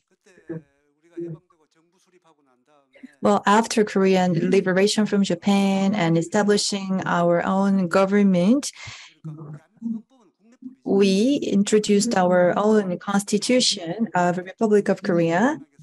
And if you take a look at Article 3 or 4 of the Constitution, we call ourselves Korea, Republic of Korea.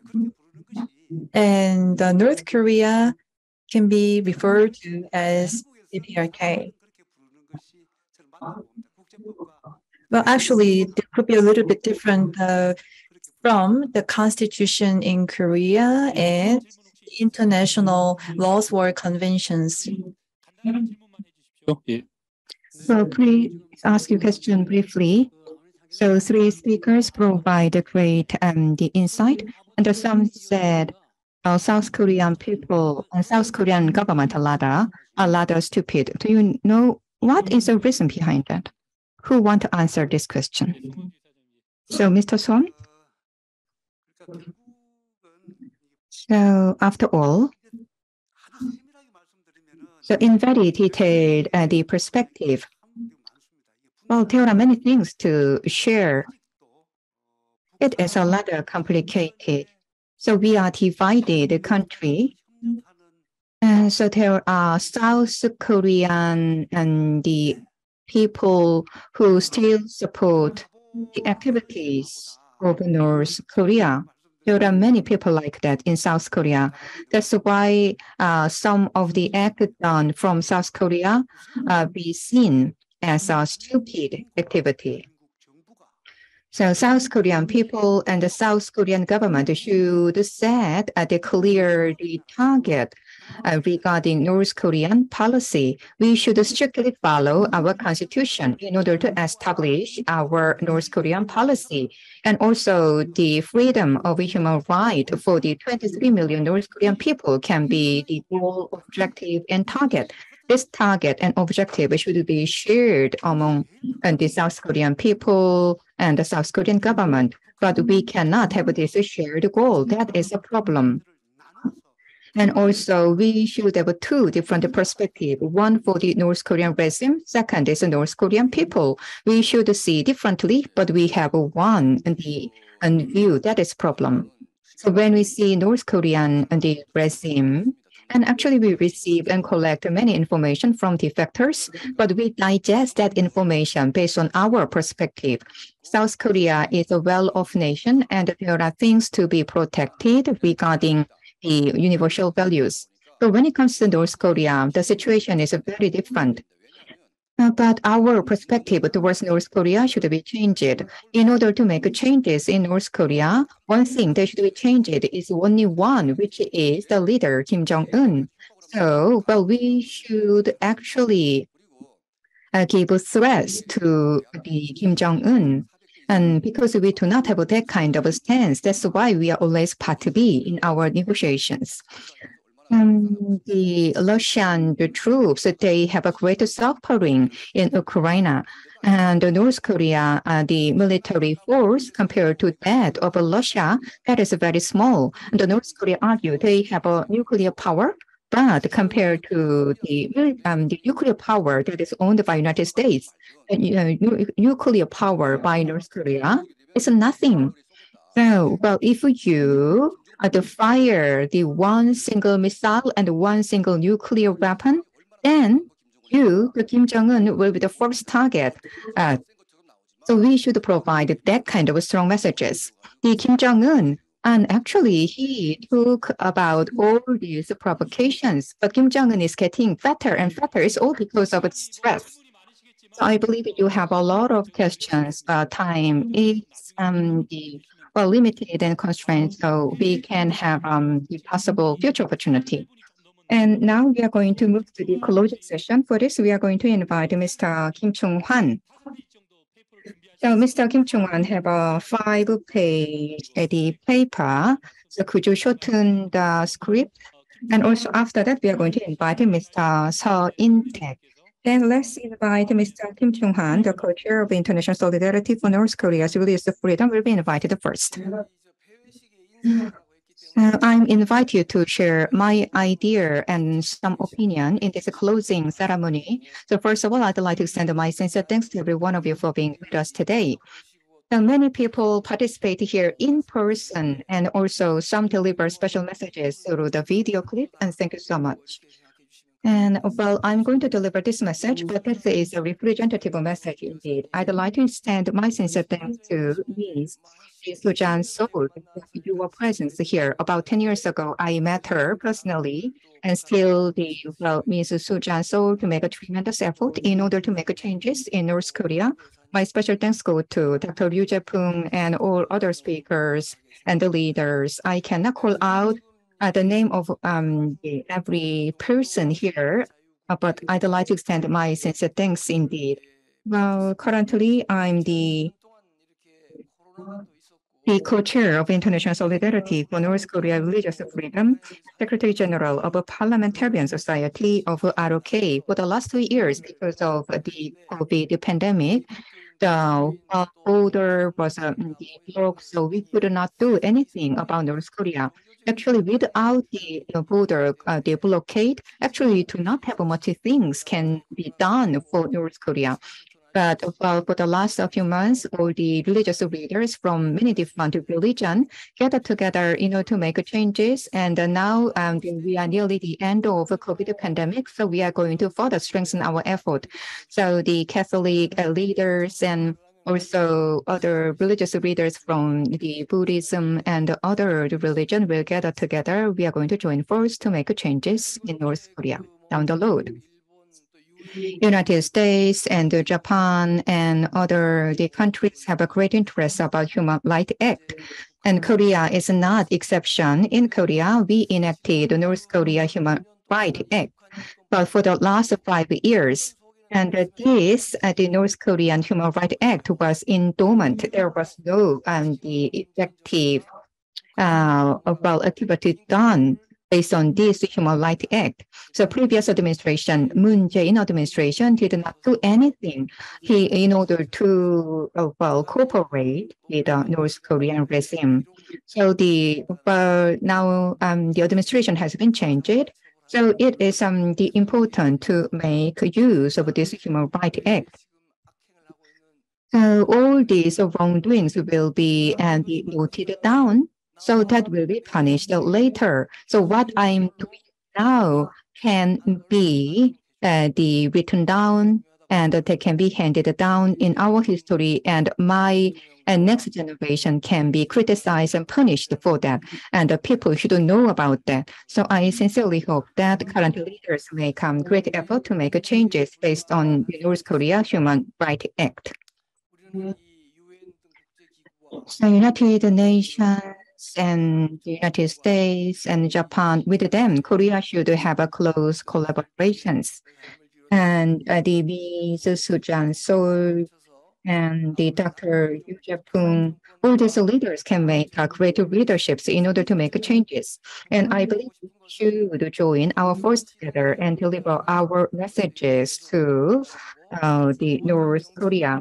And the first is no more Korean slaves of the regime. Second, no more political prisoners, no more separate family, and no more Kim Jong-un dictatorship.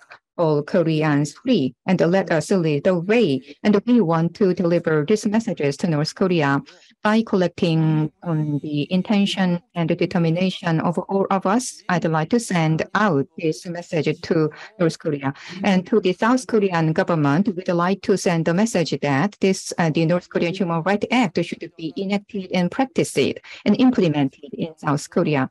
And so whenever there is international discussions regarding North Korean issue, we will refuse to give any voting. So I believe this is very shameful. So once again, I'd like to extend my sincere thanks to every one of you for being with us today in this meaningful event. I'd like to collect your the opinions and that will be reflected in our future activities. From my side, I will do my best to make changes. Once again, my special thanks to every one of you. Thank you. Thank you very much, Co-Chair Kim Choong-whan. And for the last, let me invite Mr. Inteck Seo, Co-Chair of Action for Korea United, for the last speaker.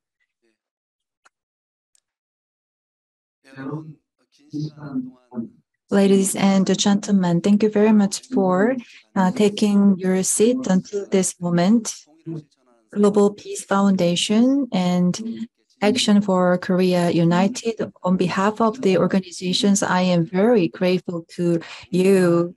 And I do believe that all people gathered here have a very desperate desire for unification. And we are so desperate to solve human rights issues in North Korea. So I think all of you have made a full concentration on this event for the 2 hours and 30 minutes. So I am so respectful and grateful to all of you. And on the sideline of the North Korea Freedom Week, we have invited many special guests, including Suzanne Scholte and Greg Scarlatoiu and Shiraki Asuki, Kawasaki Eiko, and Yamada Fumiake from Japan, and also Dr. Jai-poong from Korea. Because of the time limit, please understand I cannot mention all the names here. But anyways, this year marks the 19th North Korea Freedom Week. And someday we will have 20th, 30th, 50th, or 100th anniversary of North Korea Freedom Week, but that is not what we want. Until when we should have this event, I hope that we can stop holding this event as soon as possible after achieving unification. And my true wish is to end this kind of event, and we should achieve the unification of the Korean Peninsula as soon as possible. And living in this 21st century, we have a good chance to achieve our dream, because when there is the darkest moment, we can pretty soon see the light of hope. And I think the people's life in North Korea are the worst of its kind throughout the history. And just watch some news, and the media always talk about the G2 countries, conflicts, and geopolitical issues in North Korea, in Korean Peninsula. And a lot of events are taking place which can change our destiny. And what makes the unification impossible, I think the reason is not North Korea. It's not because of Kim Jong-un. I think that is us, that is South Korea, who is stopping achieving unification. You know, we are holding this important international, the North Korea Freedom Week, but some seats are not occupied. That means that some Korean people are not that interested in solving North Korean issues or human rights issues. So who should take the ownership? I think that should be the Korean citizens who take the initiative and ownership in collapsing the dictatorship of North Korea. And all the things should start here in South Korea. So our next goal is to utilize the great power of citizens. And we are going to let the whole world know our strong willingness toward the unification of the Korean Peninsula. And this great journey will start this year. And in Ilsan area in South Korea, around 20,000 people gathered to have such an event on last August 15th. And next year, more people, like 100,000 people we gathered. And in 2025, maybe more than that number of people will be gathered. Maybe 10 million people will join the event. Do you think it will be impossible? I say no, it is possible because the Korean people have a very strong willingness in their DNA. What did we did in the past? We promoted the March first independent movement that shows the strong power and strong willingness of Korean people. And to achieve unification, we should be able to deliver the message to North Korean people that we love them. And we should be able to let them know we are going to make a really great country together through unification. However, unfortunately, even in South Korea, people are divided and pointing their fingers at each other. In this situation, how can we take the journey for the unification? Then what should we do? We should be awakened. And by 2025, we're going to achieve a great transformation, the great awakening movement. For that, we'll do our best. And I really hope that not more North Korea Freedom Week will be held, maybe maximum 4 times or 5 times.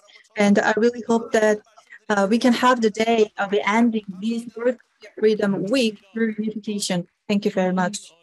So the topic of the 90th North Korean Freedom Week is to bring down the Kim family regime. Based on that, we can have a freedom and human right of North Korean people. The last 3 hours, you made a great sharing. Thank you for that. We should have an awakening understanding. Based on that, we can make changes. We should make a determination here. Based on that, we can make an effort for the one unified Korean peninsula. Based on our solidarity, we can make changes here. This will be the starting point for our solidarity. Once again, I'd like to express my sincere thanks to every one of you. Thank you. With this, we are going to end International Forum on One Korea that have taken place in the 19th North Korea Freedom Week. We are going to have a photo session.